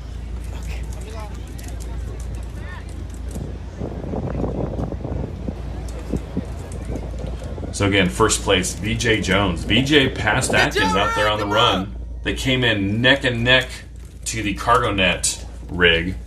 VJ Jones was first off of it, going into the Thor's hammer pole. VJ kept his slight, like, they're literally neck and neck. VJ wasn't first, but not by much. As Ray Omar approaches the last obstacle of the day. Good job. Good. Matching hands, going through, Ooh, hitting good everyone, catch. going Good conservative job, Ray. on the final ring and the bell. And your 6th place finisher, Ray Omar. Well done, Ray. So your top 6 men for Wave 1 of Hildervat Jacksonville. VJ Jones in first. 2nd place is Ryan Atkins. 3rd place, Ryan Kimpson. 4th place, Ryan Woods. Those 4 will advance to the next round. In 5th place, Robert Killian. And in 6th place, Ray Omar. I'm about to jump in my race, Jason. 30 seconds, all of our elites gather around. Before you go, for a full listing of TV listings for this weekend, like when are the next races, go to our Instagram page. The women race, the semifinals at 11 a.m. The men race after the women, scheduled for 11:30. So you're going to want to tune back in here at 11. Be sure to hit the subscribe button before you go to get notifications. But here are our leaders for you. VJ Jones, Ryan Atkins, Ryan Kimpson, and Ryan Woods, your top 4 men, all will advance. 5th and 6th, Robert Killian and Ray Omar. For the women, Alex Walker, Rebecca Hammond, Lindsay Webster, and Nicole Miracle will all advance. Your 5th and 6th place women, Lauren Weeks and Faye Stenning. Apologies for the graphics there. So your top men, top women. 1st place, VJ Jones. 1st place, Nicole Miracle. And your 2 men not advancing, Robert Killian, Ray Omar. Your 2 women not advancing, Lauren Weeks and Faye Stenning. Stay with us. We're going to have more coming back at you at about 10:45 or at 11 o'clock is when we're expecting the women to go back out. So it's 9 o'clock Eastern, 9:15 Eastern right now. The next wave of races here on YouTube and Facebook will be at 11 a.m. Eastern, 8 Pacific. Between now and then, jump on our Instagram page. We're going to be on the venue talking with the athletes, watching some of the team relay, the open wave team relay, some of the other elite non-pro races. So between now and 11, jump on Instagram and check us out there. Be sure to hit the subscribe button here on YouTube before you go. And we'll look forward to seeing you here on YouTube at 11 and in a few minutes over on Instagram.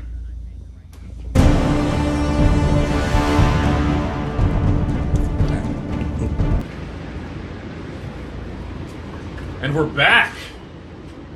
Thanks for tuning in to the OCR Report Live.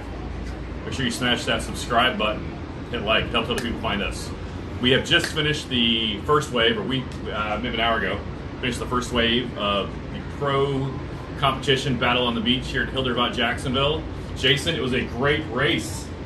It was extremely exciting. We got to get up down on the beach and talk to some of the athletes and see how they felt about it. There were a lot of discrepancies that people that were watching, I know, saw.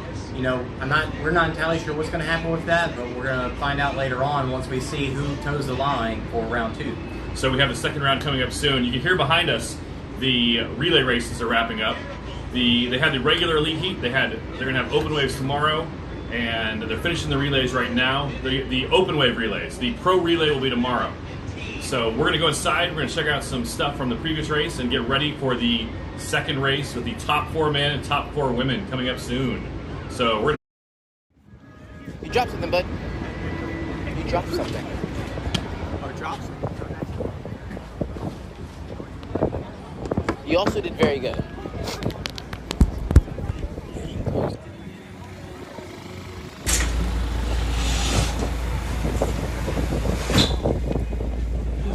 Oh, we are still live, recording with the audio. We weren't supposed to be. We're here, ready to rock. Good job, That was a dude. miss. Killed it out there. Press on a button. That's okay though. So down on the beach right now, they're finishing up the relay part of the race. The women's second race, the semifinals, scheduled for 11 o'clock. Kempson, yeah.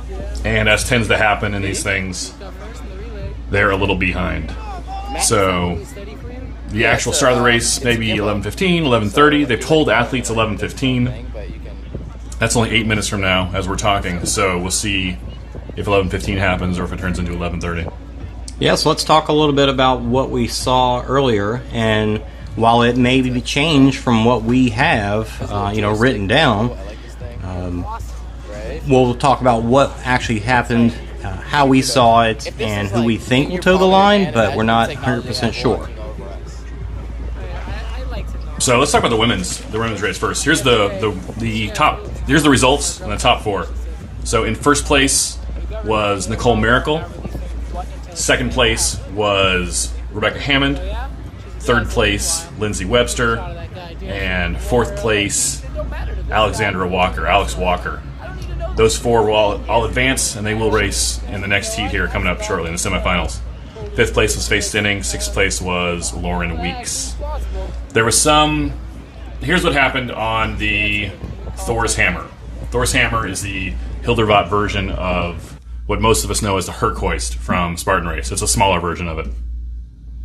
First, at the Thor's Hammer is the second to last obstacle on each lap.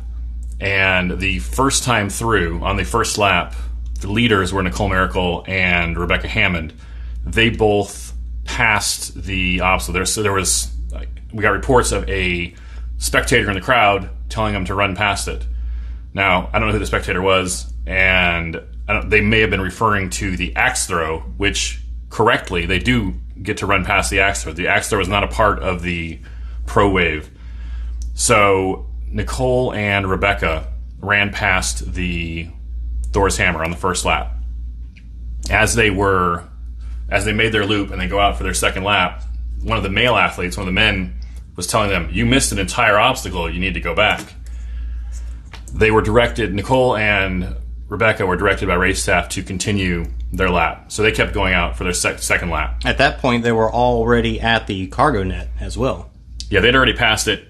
So what the race staff did or decided, they communicated this mid-race to the other 4 women that were doing the Thor's Hammer.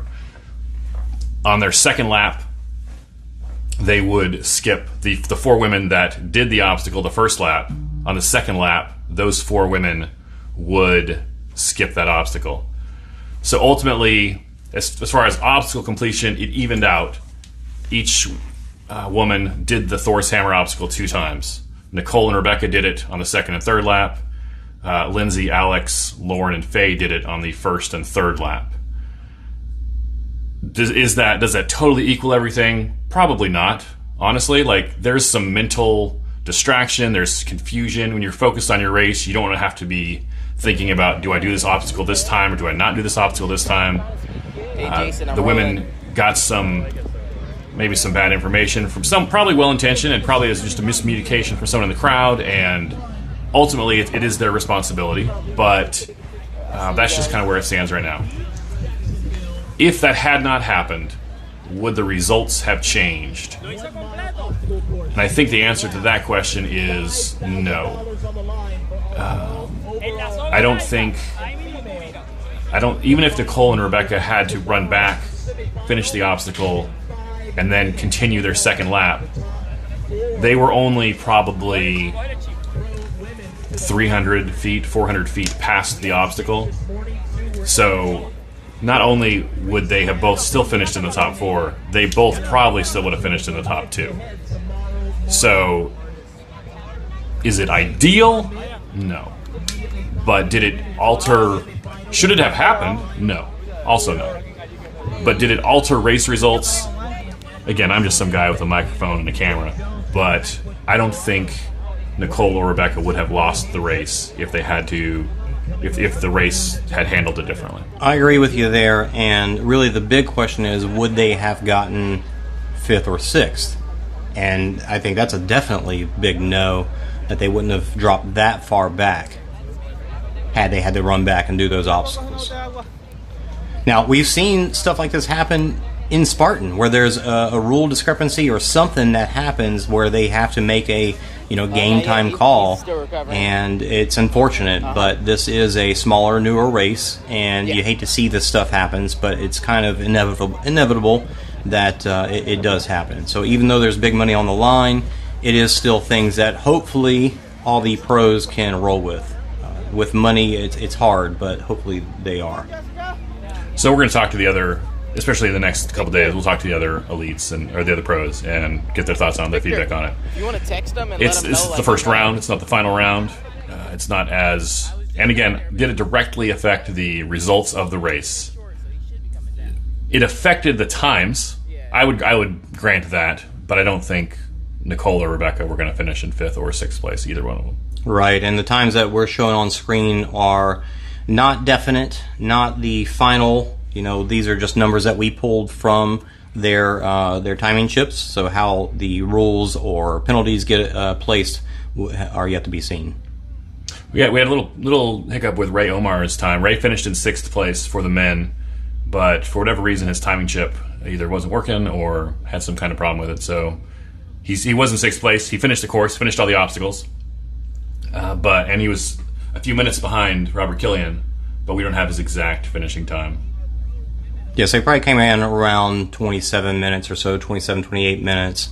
But for the guys, very exciting race, seeing VJ Jones pull it out, take the lead in that last lap, I believe. Yeah, so going into the last lap, Ryan Atkins was in the lead. Ryan Atkins, VJ Jones, and Ryan Kempson, they formed the little triumvirate of the front pack. And they led most of the race, those 3 guys. Kind of back and forth. It was very close on a lot of the obstacles, just depending on who was swinging at which point, who was in first place. But going into the last section of run, Ryan Atkins was in the lead. As they came back from it, VJ Jones had pulled into the lead, and that's how the race ended, VJ in first. So the issue that we saw with the women, with the hoist, the pull, we saw a similar thing happen with the guys, but as far as we know, it was only Ryan Kempson that passed it up. And so we really aren't sure what's going to happen with that. We're really just going to have to wait and see who toes the line, I think. So I talked with some race staff, and there were a couple hiccups that Kempson was one we saw on camera. Woods had one, and then Killian also had one. So the impression I got is they are offsetting penalties, if you want to, for lack of a better word. So I believe our top 4 that we have, we expect to see VJ Jones, Ryan Atkins, Ryan Kempson, and Ryan Woods on the start line. Here's our bracket here. with VJ, Atkins, Kimson, and Woods. And the top 2 men from this race will advance to the finals. The finals take place tomorrow morning, 9:30, here on the OCR Report YouTube channel, Facebook. 9 for the women, 9:30 for the men. And it'll be exciting. I think any one of those 4, like if we were to pick I don't want to pick a winner. We're the media, and it's not really our job to pick, but any 2 of those 4 could come out of that race, depending on who has the best race. That's why they run the races, right? As they say, that's why they play the game. So it'll be good to see who those top 2 guys are. And while Ryan Woods was in 4th, again, are we looking at him just taking it easy so he can power through the next round, or was he just playing slower? Yeah, Ryan Woods is the oldest competitor of the 4 men. We've seen him a lot of Spartan races, and I'm not saying Ryan Woods is old, but he actually fought with the Spartans. And we're seeing the women start to line up right now. There's Rebecca Hammond. Rebecca Hammond, one of the top 4, along with Nicole Miracle, Lindsay, and Alex. Alex passing Faye at the end of last race was the most exciting moment of the 2 races, of both races. Faye was in 4th place. Faye was headed for the finish line. She's on the last obstacle, and she is literally feet from finishing that last obstacle, and she fell. She fell on the ground. She had to restart the obstacle. So while Faye is going back to restart the obstacle, Alex Walker, who was in 5th, she started the obstacle, got through it without a problem, finishes the obstacle, and stole 4th place away from Faye. So they're queued up at the start. They're lined up at the start line and ready to go.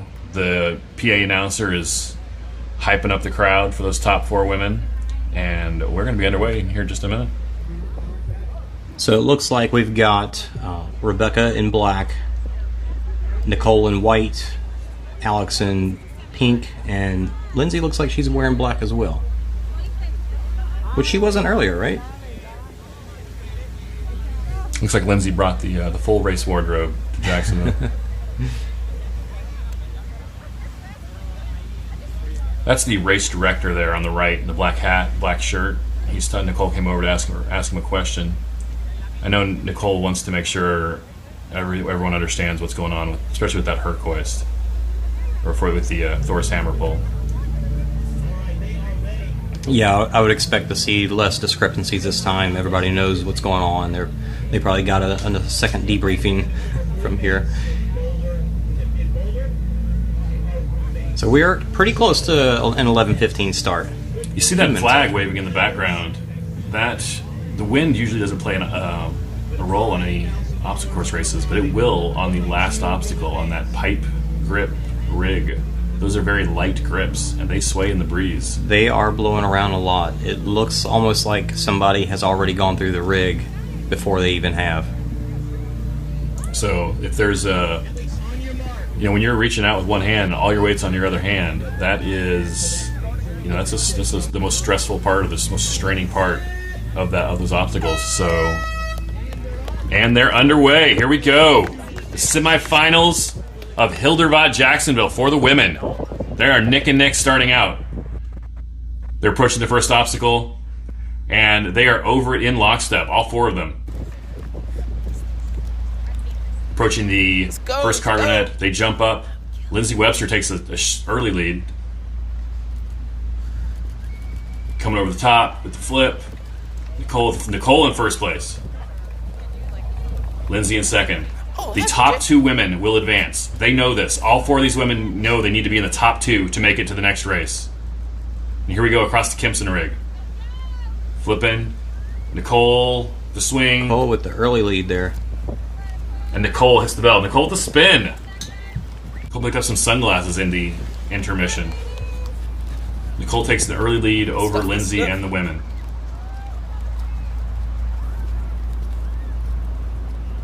Nicole looks locked in. She doesn't want to worry about getting second place. I agree. She's looking smooth and strong. Nicole first. 2 seconds behind her is Rebecca Hammond in second place. Alex Walker keeping pace. All four girls were on the ropes there for a moment. Lindsay briefly in 4th place there.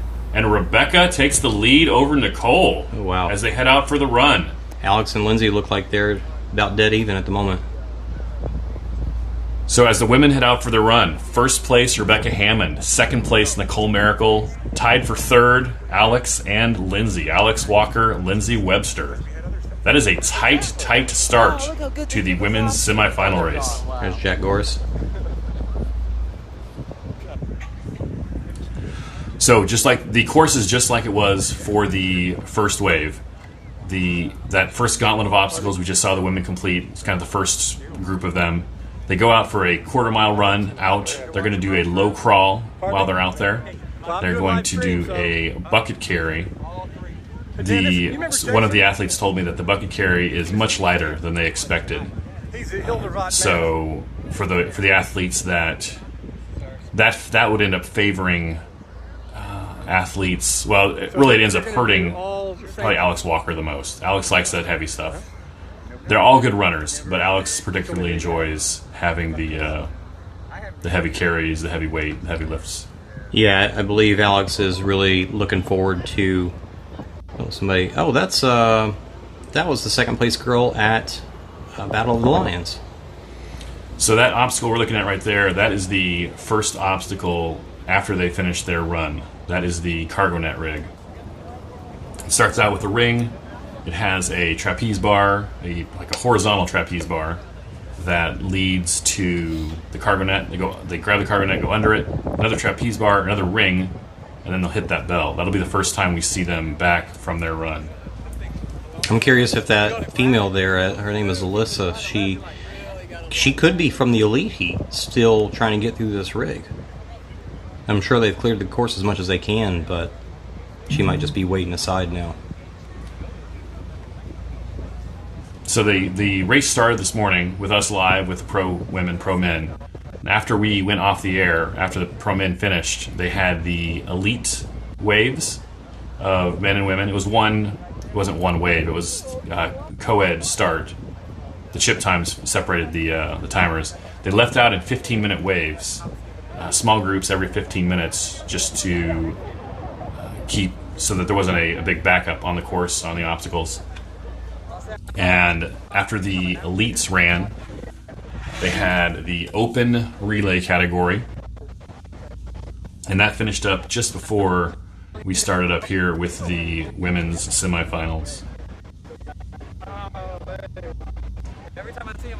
So we're waiting for the ladies to come back.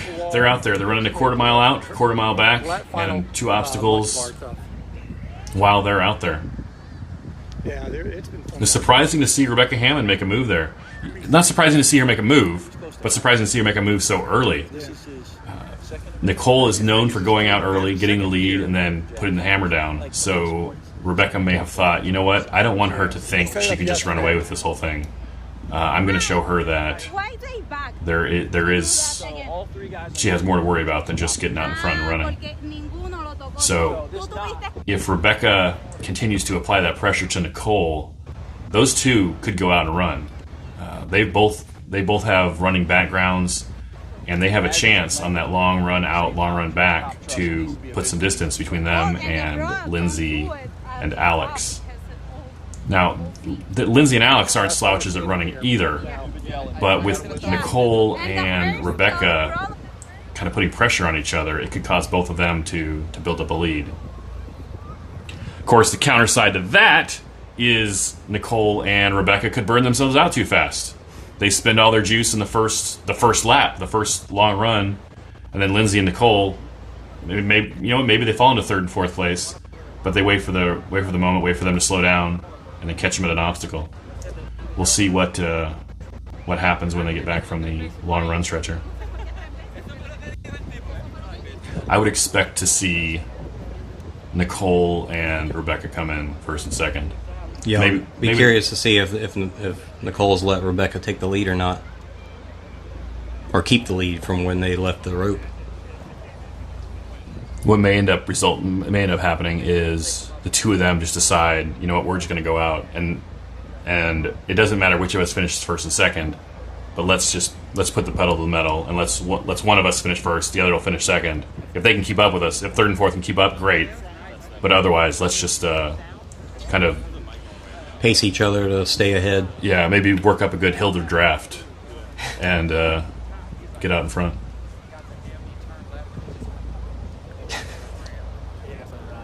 Waiting for the ladies. We should see them back here any minute. Yep. This obstacle here, the cargo net, is an interesting one. It's, again, these are pro athletes. They've done this stuff thousands of times. They make it look easy. Yes, sir. And it looks like we're seeing some runners come back. And we will see who they are shortly. This definitely, I'd say, is Nicole. Nicole's first one in the rig. Rebecca on the other side. Nicole and Rebecca, 1 and 2, coming in. This is their second race of the day. That is their 9th rig of the day they've gone through. Nicole making sure to get to the Thor's hammer pole this time, and it looks like they made them heavier. Nicole in and out, Rebecca working on it. As we see Lindsay Webster. Oh, Lindsay struggling to get that. Lindsay missed the grab. Lindsay is struggling here on the cargo net rig. She's going back to get some more momentum. She's swinging. Oh, are we going to see it? Oh no, she fell. Oh, Lindsay fell. That's the first obstacle failure for Lindsay all day today. Some tense man or Lindsay fell as Alex Walker approaches the rig. We're going to try and see how she makes out from here, but so far we've got Nicole and Rebecca both going over the vertical cargo for the second lap. Nicole flipping over in first. Nicole with the sideways flip. Here's Alex Walker through the rig, and Lindsay through the rig in Right fourth behind her. place. I don't know if I've ever seen Lindsay Webster in fourth place at a race. some sort of app that they use. Alex in third place out of Thor's hammer. That's Lindsay pulling on Thor's hammer. I heard from some of the athletes that that far left one is a little bit lighter than the others. Nicole in first place by herself, walking up the cargo net. You see her touching the truss. You're allowed to touch it. You're not allowed to use it for a competitive advantage. And she just jumps over that end. Nicole not messing around. She doesn't want second place. She wants first. I am an official media person, so don't mess with me. I'll blow my whistle. Here's our race director. Jason. Who gave you that? Jason gave it to me now. We're getting a little bit of graphical issues coming from the cameras. We're trying to give you the clearest feed we got. And Nicole first out of the Kempson rig.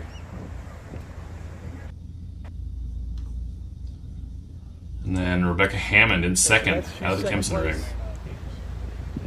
So there's a clear first and second place. Rebecca's close, but she's in second.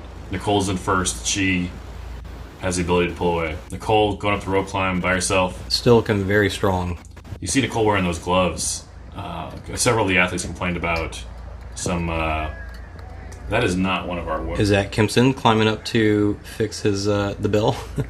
That's Matthew Kempson looking to fix his obstacle, it looks like. Hey, we'll chat with you, okay? Take care.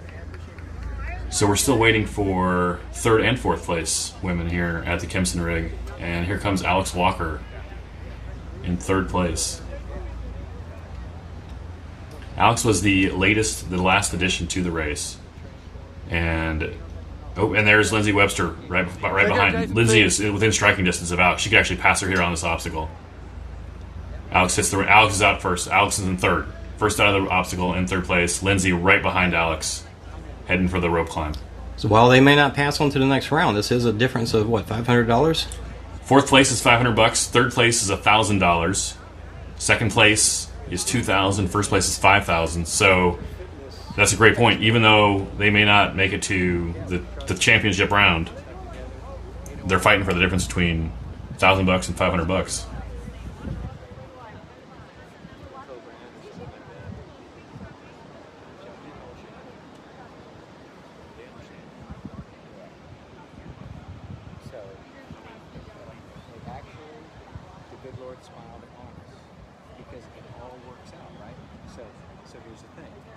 Thank you.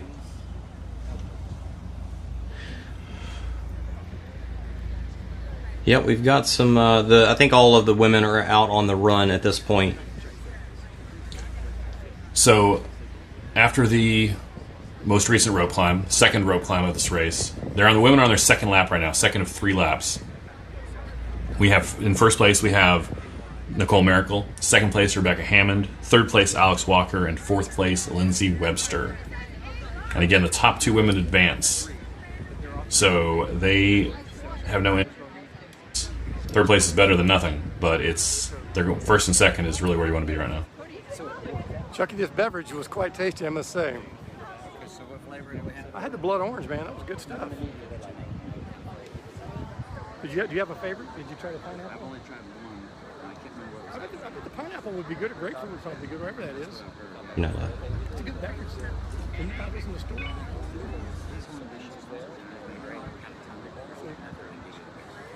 Give me a couple extras for the road.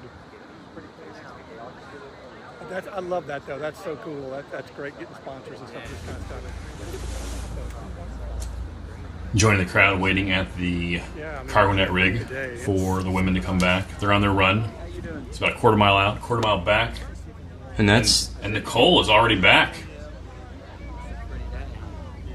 we're trying to get a feed where we can see her, but it did look like she was on the rig already.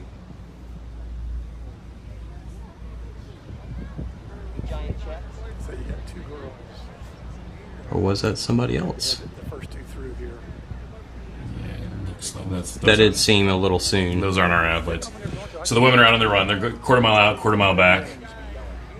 And while they're out there, they'll have a low crawl and a bucket carry. Neither of those are super intense obstacles. Quarter mile run on the way back.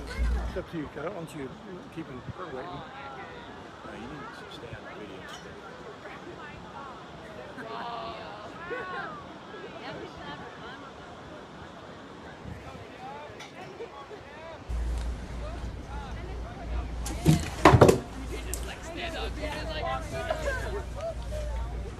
It's not a surprise to see Nicole Miracle in first place. We expected her to be in the top 2. She's very fast. She's very strong, and even in first place, not a surprise. Rebecca Hammond, we knew she could be in second, but I think at this point in the race, I expected Lindsay Webster to be in second instead of in fourth. Alex Walker told me she was the last. Alex was the last addition to the roster of 6 women. And she told me she just wanted to kind of show that, prove that she belonged, that it was a good decision to invite her. And she did that with her fourth place finish in wave 1. And so if she finishes here in third, ahead of Lindsay, that'd be impressive also. But again, it's not over. The women can still change positions here. We had a comment from Dylan saying maybe Alex Walker have a good chance here with everyone's grip being tired, and I think what we're seeing with her being ahead of Lindsay really states that.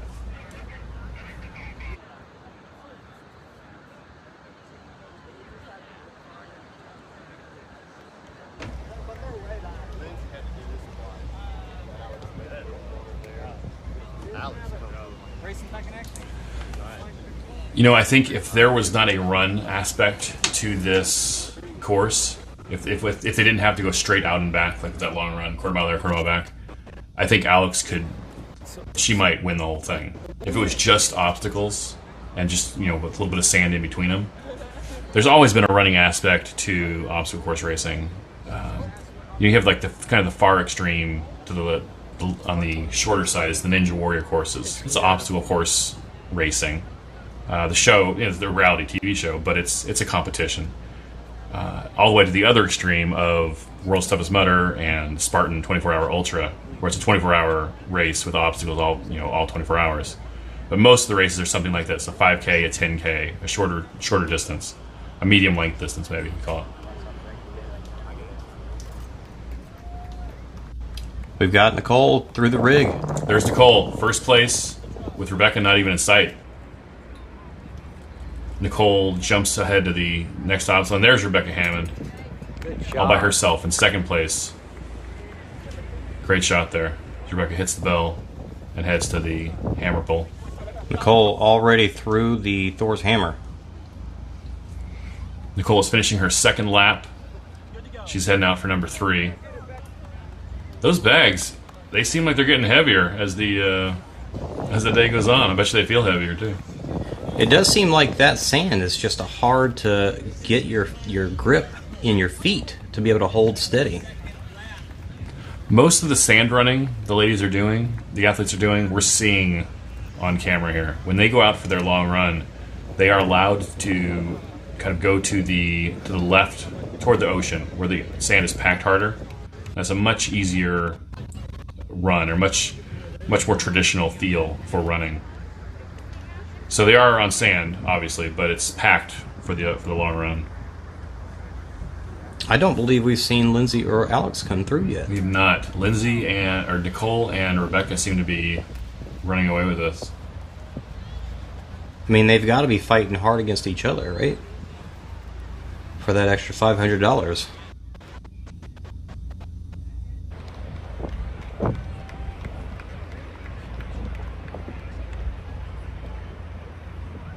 There's a lady in. I'm not sure who it is. It looks like she's by herself, though. That's Lindsay. And there's Alex behind her. Wow. Oh. Oh no! Lindsay failed the obstacle again. This is the second time this race she has failed this obstacle, the cargo net rig. If it comes down to obstacle completion at the end, if Nicole and Lindsay are close and it comes down to obstacle completion, that's how Alex that's how Alex got into this race. Was face sitting, failed in front of her, and Lindsay finishes. Alex with the swing. Oh, she missed. Alex failed. This is Lindsay's chance to put some space between her and Alex Walker. Alex needs to finish this obstacle and come out of here fast if she has a chance to get back into third place. They have 1 lap left. This is not the last lap, but Alex cannot fail obstacles to Lindsay Webster. She's through. Here's Alex to the Thor pole. And Lindsay's out of the Thor pole. She's heading toward the last obstacle, of course, the vertical cargo climb. Alex needs to catch up with Lindsay on these obstacles because Lindsay has the advantage on that long run. Nicole and Rebecca are all the way through the rope climb. It's too heavy. Switch bags. That Alex Walker with some trouble on the...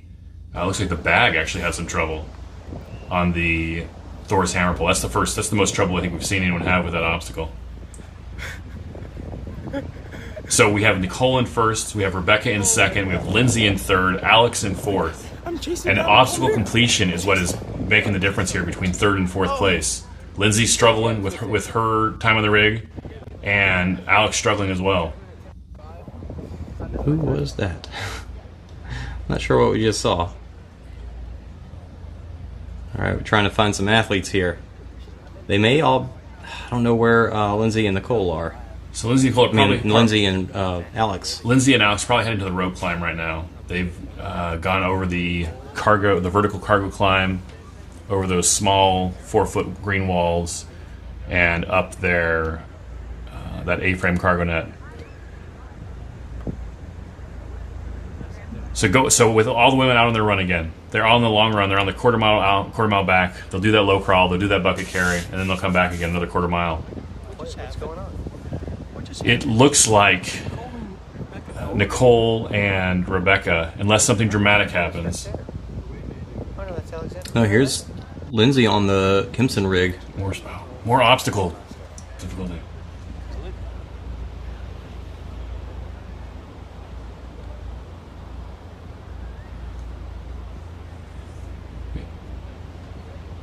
This is their 11th rig. Lindsay gets through it. Looking for Alex Walker.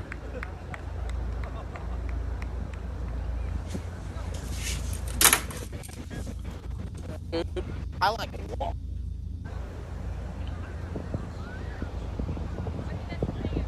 Here comes Alex through Kimson rig. It looks like she has lost a lot of ground on Lindsay. So the 4 women have established themselves pretty firmly in 4 places now. We have Nicole in first, Rebecca in second, Lindsay in third, Alex in fourth. Now they're heading for the rope climb.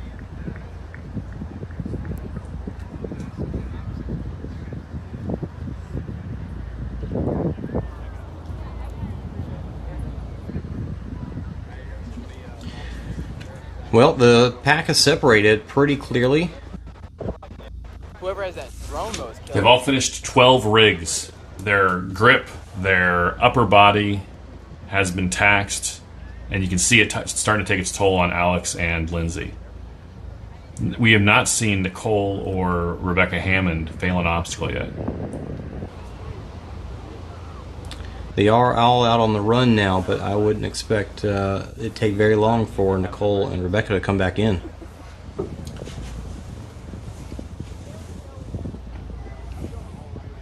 There's a mental part of running or of racing or obstacle course racing where you can get beaten mentally, and you think, well, I'm in this place and I'm not going to make it out of this place, so what's the point of trying?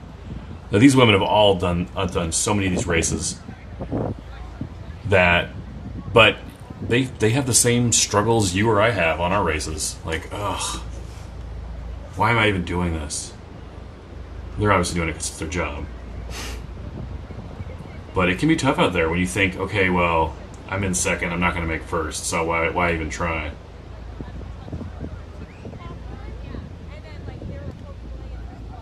But I don't think that'll be a problem for Lindsay and Nicole, for Lindsay and Alex.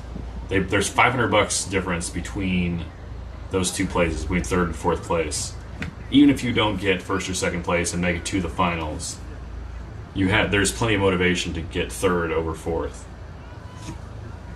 We're looking at the cargo net rig, the first rig out of the long run. The women are on their final lap. They're on their final long run of the race. They have 3 obstacles left. They have the cargo net rig that we're looking at. They have the Thor's hammer pull, and then they have the final pipe grip rig, which is the last obstacle of the race. That, we talked about a minute ago, that last obstacle, the pipe grip rig, is where Alex passed Faye last race to move from 5th to 4th. There is I wouldn't say it's even an outside chance. There's a chance that exact same thing could happen again. On this one, where Lindsay could come in third to that pipe grip, she could fail the obstacle, Alex could pass her from 4th to 3rd and win 3rd place. The difference between this race and that race is that everyone is more tired. Everyone's muscles are more fatigued than they were in the first wave of the day.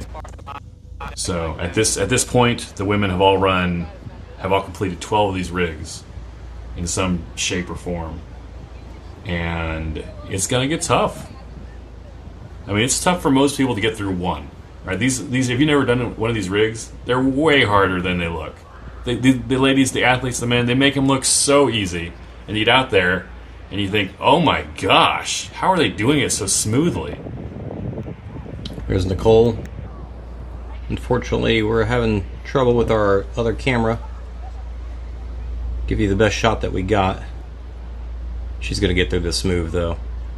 Oh, she's as I say that, she falls on the ground at the end. Did she hit the bell? Is she done with the obstacle? She's dusting off. I think she did. So she's catching her breath there for a minute. I'm not sure. Oh, she hurt. Oh shoot. She may have tweaked her knee or something. Oh no. Oh no.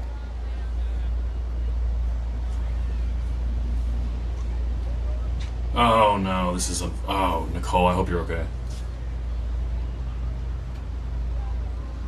There's Rebecca moving on.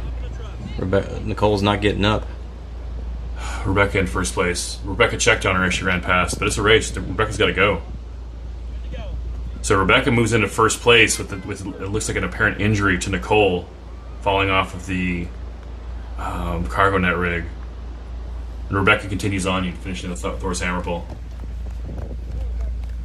Oh, I hope Nicole's okay. There's Rebecca moving on. Nicole's still sitting down. Rebecca runs past the axe throw. She's moving toward the last obstacle. It was really hard to tell. Did she hit her knee on the truss? Because she was on that outside lane. Or did she tweak it on the when she dropped? Rebecca wants to beat Nicole, but Rebecca doesn't want to win. Like this isn't the way anyone wants the race to finish. Rebecca on the last obstacle on the pipe grip rig. Good swing, good momentum. Looks like the wind isn't playing as much of a factor as we were concerned about. She's one swing away. She hits the bell. Very strong. Your first place finisher, Rebecca Hammond. Rebecca will advance to the finals, where she will compete against the second place finisher, which is yet to be determined. And back at this rig, we're still not seeing Lindsay or Alex come through yet. Nicole is still on the ground.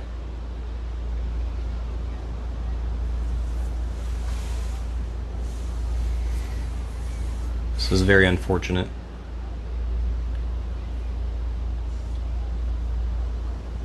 She's standing up. Can she make it through the rest of the course?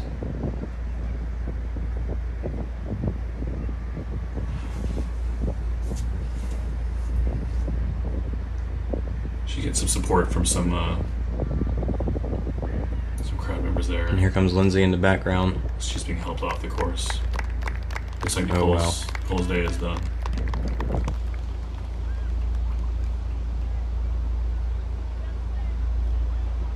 What a shakeup.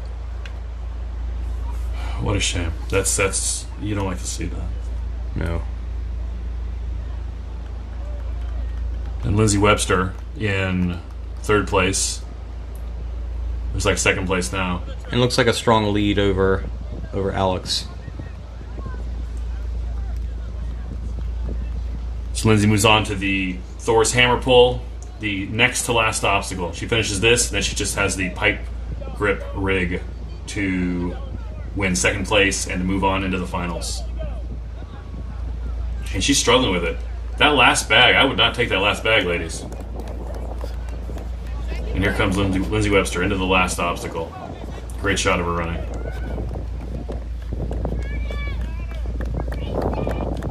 And we still don't see Alex at the rig yet. Something happened to her too. Good job, Lindsay.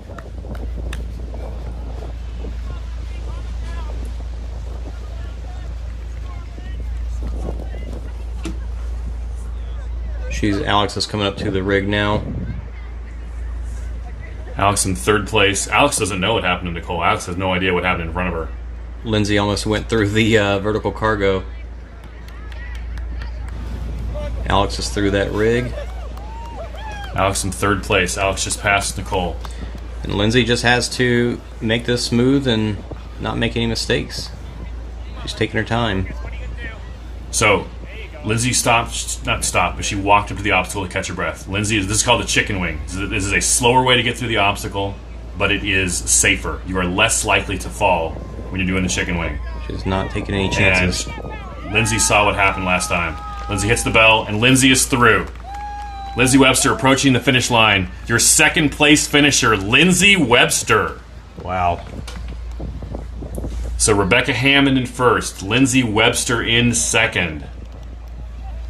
Alex Walker approaching the final obstacle, the pipe grip rig. So Rebecca will move on to the finals.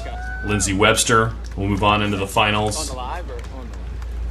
And Nicole Miracle, we will, as soon as we find out what happened, we will pass that along to you. The best way to probably find... Oh, and here's Alex on the final obstacle. No chicken wing. She's just going for it. She's matching hands. That's another technique. And the belt kick. And she's done. Alex Walker, first time through. Your third place finisher, Alex Walker.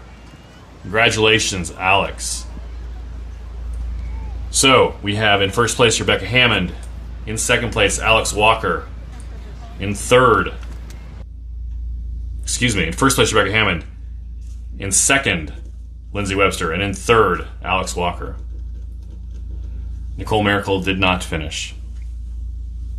we will find out what happened with Nicole. Shocking turn of events. She was in first place when she got hurt.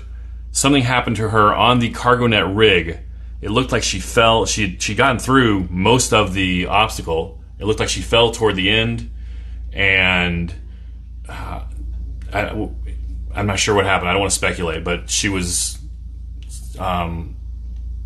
fell to the sand. She was sitting on the sand for a bit. She had people kind of surround her, checking on her, and then she was helped off the course. People helping with arms around shoulders, helping her off the course.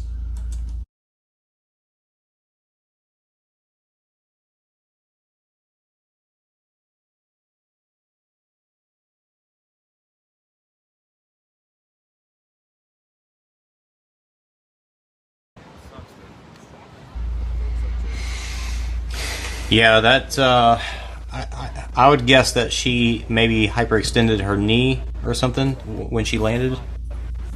Got a nice shot of Jack's belly right here.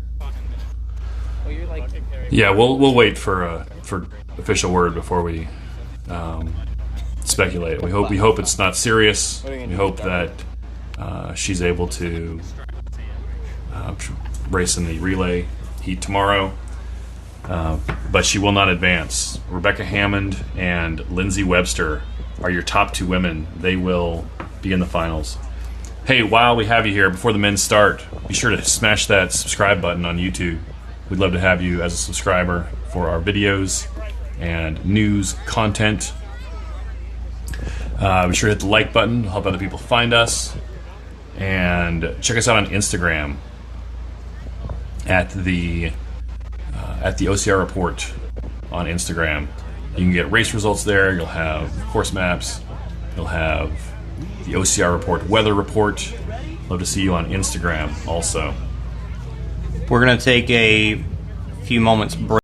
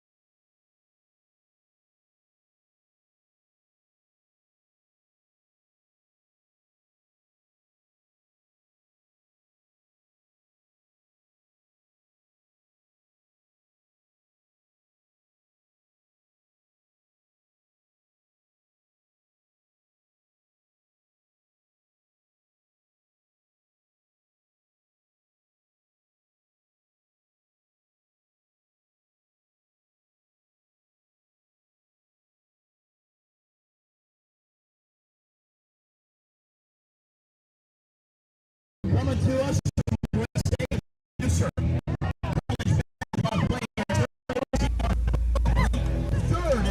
Jason Dupree just stepped out of our studio. He left me alone with the microphone, so we'll see how that goes. We're waiting for the men's heat to start up next. That's the start line where we will see the men shortly. Hey, thanks for watching us here on the OCR Report. This is the first time we've done a live streaming feature to this extent. So whether you're watching on YouTube or on Facebook, or maybe you're watching tape delayed, live via tape, either way, it is awesome. Hey, if you heard it, be sure to hit that subscribe button and to catch more races like this and more OCR content in the future. That one more time. We're waiting for the men to start here. And we're looking at that start line, kind of a blurry view of the start line there. Okay. I just got word from the race staff on Nicole. She landed funny off the rig and Nicole twisted her knee. So the injury report on Nicole Miracle, landed funny off the rig and twisted her knee. So we don't know how serious that is. We're not going to speculate. We're not doctors, and we are not there with Nicole. But we wish her the best. We hope she is okay. That's you never like to see an injury on a course like this. You got it. Ryan says let's do 5. You down with that, BJ? So we're waiting for the men to start, and then we'll start shortly. And let's go 3. Ryan, cameramen are getting everything ready there. this is to advance. May lose our feed here in a minute, and if so, that's okay. Just stay tuned, and we'll get right back with you. And the men are off. There they go. BJ Jones in the lead. We've got Atkins, Jones, Kimson, and Woods racing, and they are off. Looks like Woods in the back. They're all tackling the A-frame at the same time. Woods jumping into it. And BJ in second off of there, and it looks like, is that Kimson in first place? Ryan Kimson, well done. They jump out. BJ leaping in first. And BJ off in first, Kimson in second. So we got BJ, Kimson, Atkins, and Woods heading for the rope climb. And these men are fast. They want that top 2 finish. BJ first to the ropes. Kimson second on the same time. Atkins in third. Good job, good job. BJ's done. He's off. Kimson off the rope. He's gone. Running. Atkins third place right behind him. Waiting on Woods in fourth. Let's go, Woods! And here comes Woods in fourth place. Woods looked like he got tangled up in the cargo net when he was going up it. And then Woods is off. They're off on the run. They're off for a quarter-mile run. They're going to do that quarter mile. They're going to do a low crawl. They're going to do a bucket carry. Then another quarter mile back. And then they're going to come into that cargo net rig. The cargo net rig we're looking at right there. That's the same rig that Nicole twisted her knee coming off of.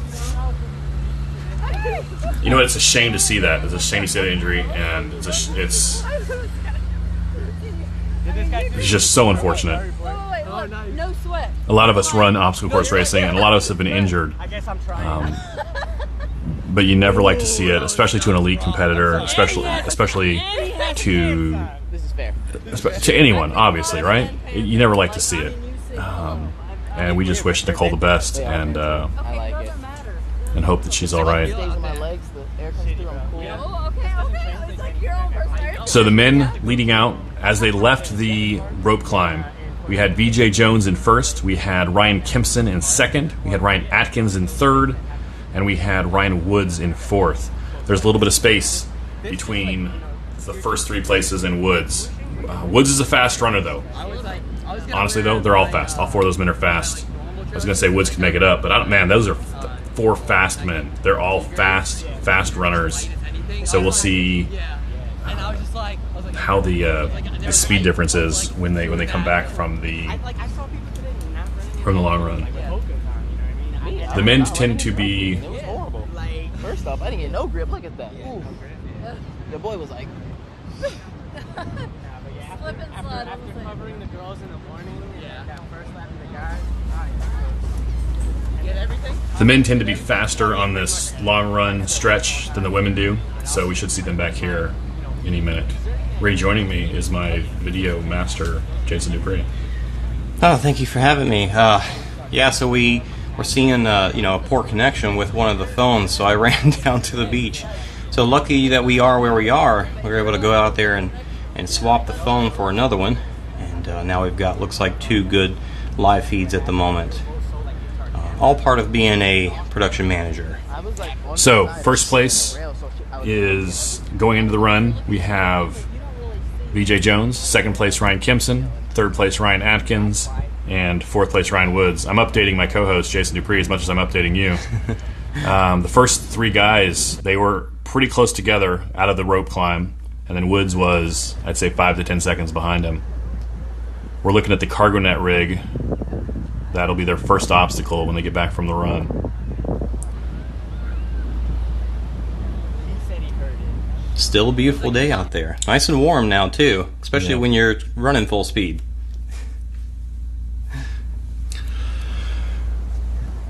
That's just a weird... So we got word from the race director about Nicole. She landed funny off the rig, twisted her knee, and that's just a weird injury. I don't know if it's more likely or less likely because of the sand, but I can promise you that every man and every woman running saw that and knows what happened to Nicole, and they're going to be even more vigilant about the, as they exit rigs. As I say that, I'm thinking about how we saw the men come off those obstacles, though. They are just throwing their bodies. So if you are of a certain age and you're a guy, you remember when you were back in your 20s and you thought you were invincible and you thought there's no way I can die and there's no way I can get hurt, I'll never get injured. And a lot of these guys are still at that phase of life, and it's not good, it's not bad, it's just part of the way, it's just the way life is. So as they're approaching obstacles, they're just throwing themselves at it, and they're kind of figuring it out literally while they're in midair. Here's where I'm going to catch, here's where I'm going to grab, here's how I'm going to swing. Really wild that Nicole was looking so strong and steady. Not even, like some of the people are looking like you can tell they're whipped, but she just didn't even look like it at all. And for that to happen now, Yeah. She had such a huge lead. If she was able, she almost could have limped to the last obstacle, use her upper body on that obstacle, and then limped to the end, like walked, and still have finished in the top two. And I think that tells you like how Nicole, all these athletes, they know how to take pain. I think that tells you how hurt Nicole might have been that she couldn't do that. Right. Here we go. The men are back. That leap right into it. Damn. In first place out of the rig, it looks like BJ Jones. BJ Jones, first one back. Took off the pants this morning. First one through the rig. He's on to the Thor's hammer, and he's already through Thor's hammer. There's Kimson and then Atkins. Kimson and Atkins in third place, flying through the rigs. I don't expect to see any struggles with obstacles with these three until maybe later in the race. And then Ryan Woods in fourth, and he's through also. So fourth, but he's much, much closer to the pack than he was when he left the rope climb. No trouble at all for Thor's hammer for Ryan Woods. He's through. And so they're finishing their first lap with the vertical cargo climb now. This is a 3-lap course. Each lap is 1 mile long, and they are a mile through. The last bit of gas there. So we're moving over, and here we go, approaching the walls. VJ in first.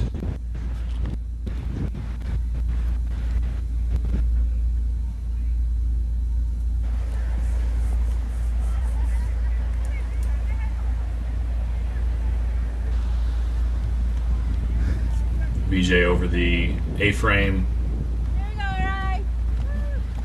BJ looking pretty comfortable there in first place. Heading up to the Kimson rig. Jumps out. He's a third of the way across it by the time he starts the obstacle. And he's through. No problem at all. BJ Jones in first place by himself, heading to the last obstacle before the run. Second place, Ryan Kimson, swinging through the obstacle his brother designed. And Atkins is right behind him. Ryan Atkins in third place, yielding nothing to Ryan Kimson. You can see how he moved so quick through that obstacle to try to make up some time just by grabbing the rings and just muscling through it. And then Ryan Woods in fourth place. Not as fast through the obstacle as the first three guys. Ryan Woods looks to make up time on the run. And Ryan Woods is through. So in first place we have BJ Jones. Second place is Ryan Kimson. Right behind Ryan Kimson in third is Ryan Atkins. And then in fourth place is Ryan Woods. So we have BJ in first, and then second, third, and fourth place are the three Ryans. Good. It's a Ryan. Ryan, good job, Woods. Getting to see that rope climb once again.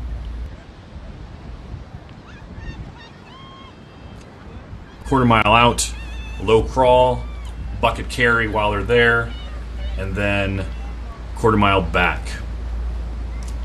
So they're about halfway done with their second lap, second of 3. BJ's got him on the obstacle, but that run, he's catching up to He's fucking. BJ's long arming everything. I feel like Atkins can make up time here and get into second place. It's going to be a hard push for him, but it's definitely possible. We talked about it for the first race. The top four advanced. So the real race we were watching was between 4th and 5th place to see who would make it into the cutoff. And it's going to be similar for this race in that it looks like BJ Jones has a strong lead. We're not saying he's going to win or not, but let's assume just for a minute if BJ stays in first, that race for second place coming down to Ryan Kempson versus Ryan Atkins is where the competition, where the competitive aspect will come from. Yeah, VJ definitely seems like he's got a plenty big enough lead that he's not going to have to worry too much about the guys behind him, but course races, I have made it a rule to never bet against Ryan Atkins. And I don't mean like never bet against Ryan Atkins at OCR. I mean never bet against Ryan Atkins ever. Like if he is doing like a professional cake bake-off, or if he's in a poker tournament, or if he's playing chess, I will never bet against Ryan Atkins. Now, he doesn't win every race, and no one does, and no one expects him to, but just as a general rule of thumb, I don't bet against Ryan Atkins. Is this speaking from experience? Have you bet against him before? And to the best of my knowledge, there is not an obstacle course racing betting market. If there was, I could. It'd be pretty tough for the bookmakers though, because Atkins generally wins. So it's not one of those kind of situations where like you bet against Rocky in Rocky 3, right? I have run against Ryan Atkins. I've competed with Ryan Atkins. I've been on the same courses with Ryan Atkins. And by compete, I mean I was at the start line at the same time he was there, and the same start gun sent us both off. I have run several Toughest Mudder 8-hour, 12-hour races with Ryan where it's on a 5-mile looped course, and you do as many laps as you can. And so the winners of those races, they'll do 50, 60 miles. And so I get lapped by Ryan Atkins all the time. There was one year where I did several races against him, and I got passed by him so many times, lapped by him so many times, I could recognize the sound of his gait as he came up behind me. One time, this is a true story, Ryan Atkins and I were racing in Atlanta. And I say we were racing. Again, we were just on the same course. I was not, let's be real. But so I'm racing, and Atkins passes me, and then this is a 100% true story. As he's passing me on the left, on the right, like in the woods, I hear all this like branches breaking and noise, and I'm like, what is going on over there? And we both look at Ryan Atkins and I. He just happens to be passing me right this time, and we look over on the right, and a deer. This deer is like just bounding, just like boosh, boosh, like Bambi, just dancing through the woods. And Ryan kind of shakes his head, and he's like, "Man, I wish I could run like that." As he runs past me like a deer. So that was a couple years ago, but he hasn't gotten any slower since then. If anything, he's gotten stronger. So, World's Toughest 2018 or 19, your team got third place when they won? 2018, another time.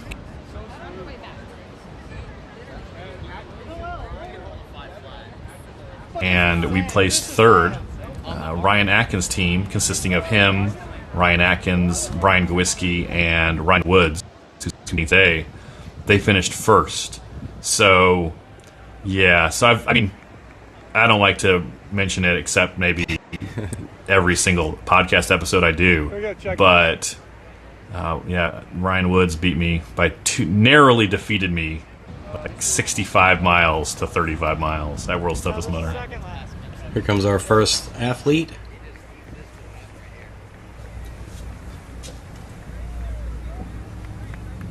First man back from the run into the cargo net rig. It looks like BJ Jones still in first place. running with the heart rate monitor, heart rate strap. That is interesting. Let's go, VJ. You don't see a lot. You know why? You don't see a lot of that in OCR, but you usually expect to be in some mud or a dunk wall or something where those aren't really friendly to heart rate monitors. It does look like Atkins has passed up Kinson. Second place, Atkins, and then looking for it looks like Kimson's there on the rig in third place on the cargo net rig.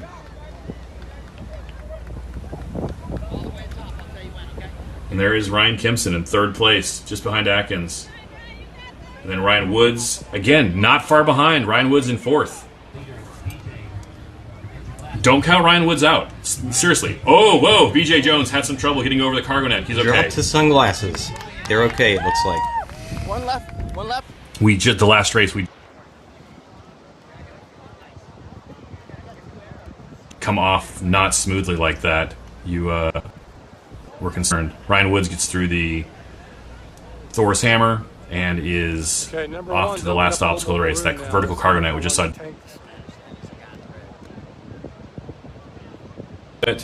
I'm not sure if his foot got stuck in the cargo net or just a balance thing, but he's off running and his gait looks fine. Doesn't look like any injury problems for VJ. Yeah, absolutely. I think he looked back and kind of saw where everybody was and realized that he's got plenty of time. So strong. So strong through the Kimson rig. Kimson rig named after Matt Kimson, not Ryan Kimson. Well, really named after their dad, but... So BJ in first place, Atkins in second place on the Kimson rig. No problem. Quick he gets through that obstacle. And Atkins is not yielding first place to BJ. He's not. Ryan will not just say, "Oh, top two advanced, so it doesn't matter." Atkins is going to make BJ work for it if he wants to win. Kimson looks like he has kind of accepted that he's in third. Good job, Atkins. And then VJ straight. Oh, it's Atkins straight up the road. He is chasing. Look how quick he's pushing in and out of these obstacles. Yeah, he's not running away from Kimson. He's running toward VJ. He's trying to win. Atkins wants to win the race. He doesn't want VJ to win. There could be a little gamesmanship in there. Going into the last race, into the finals, even if first and second. And here we have Kimson on the rope climb. Looks like he's... Here's the first... Here's how you can tell the first sign of fatigue in these athletes is when they start walking, how they go into an obstacle and how they come out of an obstacle. And Kimson's showing some of that fatigue. Woods is also, you can see he's slower through these obstacles. He's still, we should note, he is still getting through them without failure, without difficulty. It's just not as fast as it was in the first race or at the beginning of this race. So Woods is getting through him. Woods is in fourth place. He hasn't yielded third to Kimson. Kimson's in third place, and he's definitely slowed. Woods. Come on, Woods, come on. It may end up turning into first and second are fighting for their place, and third and fourth are fighting for their place. And here's Woods on the rope climb. He'll be the last one into the long run.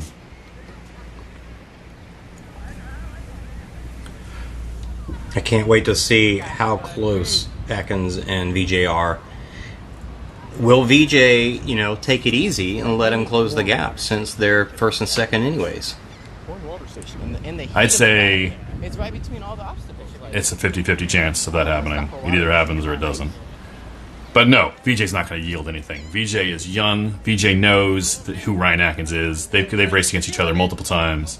And Atkins knows who VJ is. And Atkins knows VJ is well regarded. And I think VJ's tired of being called the future of the sport. I think VJ wants to be the sport right now. Absolutely. And I don't think he's going to yield anything to Atkins. I think they're going to fight for first place right now as if this was the finals. First place in the finals is $5,000. First place in this race is the exact same as second place, which is advancing to the finals. But I don't think either one of those two are going to yield an inch when they're fighting for that first place. I was talking about Kimson walking up to the rope climb. You saw he was jogging up to the rope climb. He started walking 3 or 4 steps before he got to the actual rope. And it's a shot of the crowd announcer, David Magida. David's going to be working with the post-production for Hildervat, making a video. So we saw Kimson walking up to the rope as he approached it. The first sign, obviously you can tell when they're slower getting through an obstacle, right? But one of the first signs of fatigue that we see that you can pick up is the way an athlete goes into an obstacle and the way they come out of an obstacle. when a athlete is tired, they will use those, especially going into an obstacle, they'll use those last few steps to try and lower their heart rate, to try and catch their breath, and just, they're tired, they're fatigued, they need that extra second or two of rest before they jump on that rope climb or jump on that rig.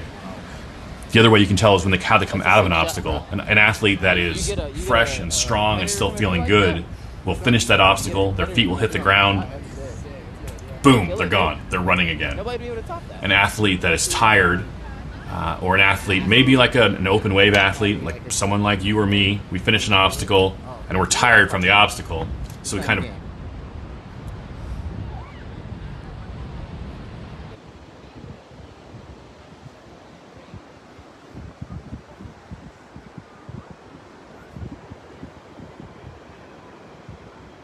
or versus a pro, where that's the kind of thing, it's like you feel like you need that breath, that moment of, let me take a breath so that I can get through this rig strong. But when you learn that your body can get through that and power through it without needing to take that breath, that's when you really pick up that speed and you kind of change over from being an open waver to a pro.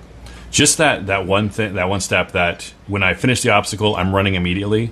That can make the difference between an open, moving from open wave up into the age group rankings, or maybe from where you are in age group, getting to the top of maybe even onto a podium, because most people when they get up to an obstacle, they stop running, they walk the last 10-15 feet, they do the obstacle, and then they walk at least 10 or 15 feet until they catch their breath. If you can mentally say, this is a continuous action, I'm running up to it, I'm doing it, and I'm running out of it. It doesn't matter how long you stand there at the beginning of the obstacle, it's not getting any easier. Like, your arms aren't going to get that much more strength by waiting. Shaking them one more time is not going to help you, I promise. Just get on the obstacle and get through it. I've even learned myself that you can catch that breath while you're running. It's kind of a weird thing to say, but you just slow your pace down just a touch, and you'll catch your breath and make up so much more ground than just walking 20 steps. My favorite one, I think, is at Tough Mudder events, or at World's Toughest Mudder, where you come up to an obstacle they have called Arctic Enema, and it's basically an ice bath as they're waiting for the runners to come back from this run, quarter mile out, quarter mile back. You'll see people stand at the entrance to this ice bath at the top of it before they jump in, and I promise you, no matter how much you look at it, it's not getting any warmer. Here's VJ. VJ is back. VJ's in first place, swinging his way through the cargo net rig. VJ's still in first. No Atkins in sight. No Atkins in sight. VJ is almost done with the race. This is the next to last obstacle. Here comes Atkins. And here comes Atkins. There's so little race left. VJ's heading toward the last obstacle now. Atkins has this obstacle and two more to catch. If VJ has for Atkins to catch VJ now, VJ has to struggle on the final rig. There we go, bud. And VJ doesn't look like he's pushing crazy hard here, but Atkins does still look like he's pushing. So VJ in first place, heading toward the pipe grip rig.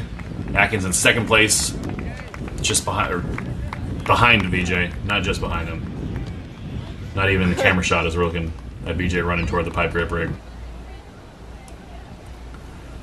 There's Kimson on the rig.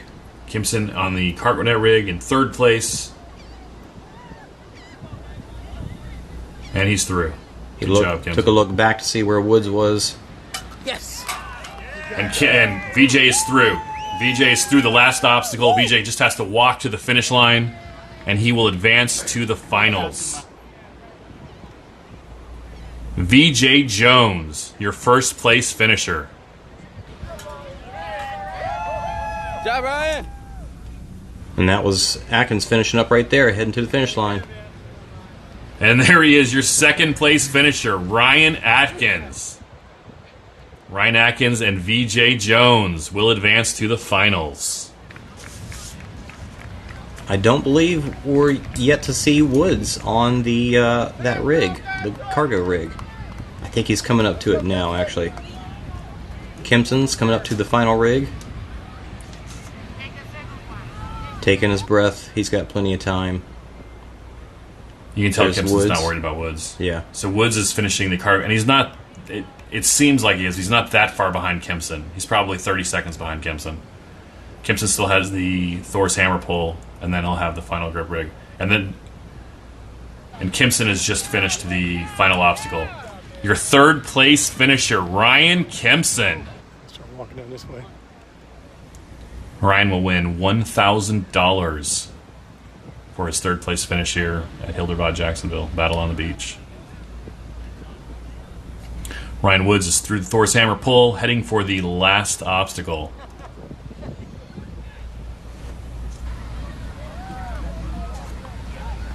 We're having a little trouble with our main camera. We're hoping to see Ryan Woods come through that last obstacle and see how he does. We'll give you guys the best shot we have.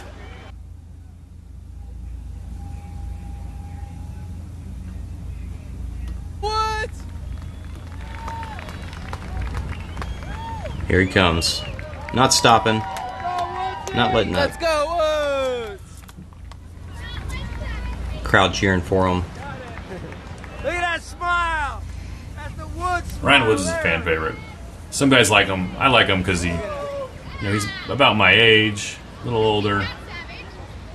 You got kids like Ray Omar from the first one, but he's so young that whoa, Ryan Woods with some struggle there. And Ryan Woods is through. Ryan Woods finishing in 4th place. Your 4th place finisher, Ryan Woods. Ryan will win $500. All clear to end recording.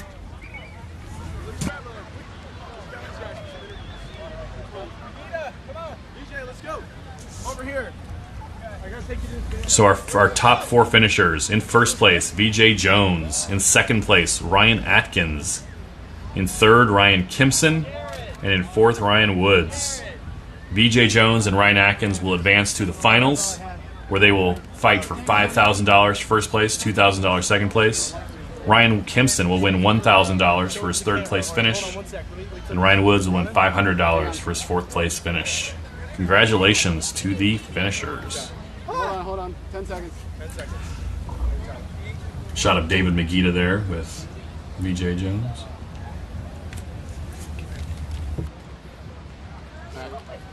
Ladies and gents, today's winner of your semifinal men's heat, VJ Jones, #1 seed, moving into the finals. #1 seed. Yeah, you like that? I like that a lot. Yeah. Yeah, it went according to plan. You know, Atkins is an animal, but he's an animal later in the race. So one of the only ways to take him out is to burn him out hot, unless you feel really confident that you got the speed to take him out. But just to ensure that I make it to the finals, I played it safe and I freaking gunned it from the start. Luckily I was able to break away after that first lap and just keep it open. And once that worked, I guess I was thinking I was going to burn Atkins to the ground, but it looked like Kempson was the one that took the fall on that. So that's what I was going to ask you. It looked like Kempson was the one who went and fell into that trap. Yeah, I think so. So, yeah, it went as good as I could have hoped. You know, I came with some contingency plans. I brought some rock tape in my bag. I ripped my hand open. Let's show the audience what we're looking at. Yeah, can you see that? Yeah. Oh, that's nice. I ripped that right before the hold it up one more time. The third lap. Let me see one more. One more on that piece. Yeah, dude. So he wrapped it. You wrapped that mid-race. So while I was running back from the bucket, took out this little bit of tape I had, wrapped it up, and we were good to go. So did it affect you? The tape or the cut? The cut. No, I still made it through the other rig. It's just I didn't want to take a chance of like blood going all over my hand and then being like lubricated. Pain is part of racing, but blood lube is not. Well, now you take #1 seed tomorrow into the finals in a match race. Never before have we done a match race for a big cash prize. What are your thoughts? It's either going to be really boring or it's going to be really exciting. Either it's going to break apart early on and that's just going to be it, or we're going to stick together and we're going to have to duke it out over the obstacles at the end, because I think we're all pretty even in athleticism here. So it's going to be, there's not a lot of ground being made up on the obstacles, but there's an opportunity for risk takers. So we'll see how it shakes out tomorrow, but I'm really excited. I'm going to go jump in the ocean and cool down, of course, because it is way too hot out here. Great job today. Thank you. Woo! Yeah!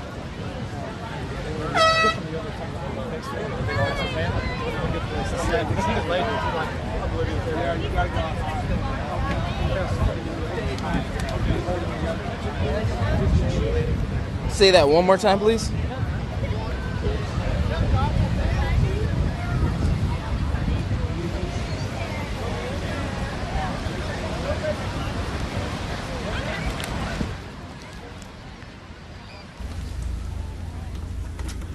All right, so our men's results. In first place, VJ Jones. In second place, Ryan Atkins. They will both advance to the finals tomorrow morning. In third place, Ryan Kimpson. And in fourth place, Ryan Woods. For the women, in first place, Rebecca Hammond. In second place, Lindsay Webster. They will both advance to the finals tomorrow. In third place, Alex Walker. And Nicole Miracle did not finish. She suffered an injury. She hurt her knee coming off of a rig. So tomorrow morning, the finals. You can watch them here on the OCR Report YouTube. Tune in to 8:30 a.m. The race starts. The women's race will start at 9 a.m. The men's race scheduled for 9:30 a.m. And then at 10 o'clock tomorrow morning, we have the pro relay team race. So these 12 athletes, this afternoon, they're gonna pick teams, and we're gonna have footage of it on our Instagram page. So go find us on Instagram at the OCR Report for the pro relay team draft. That's at 1 p.m. today. And then don't forget to tune in tomorrow at 8:30 a.m. for the full day of coverage of the men's and women's finals between Rebecca Hammond and Lindsay Webster, and Ryan Atkins and VJ Jones. Be sure to subscribe to our YouTube channel. Hit that subscribe button, hit that like button, tell your friends. Check us out on Instagram at the OCR Report. Jason, any last thoughts before we go? This was an extremely exciting day of racing and video production, and I'm proud to be here, and thanks for watching. All right, we'll see you guys tomorrow.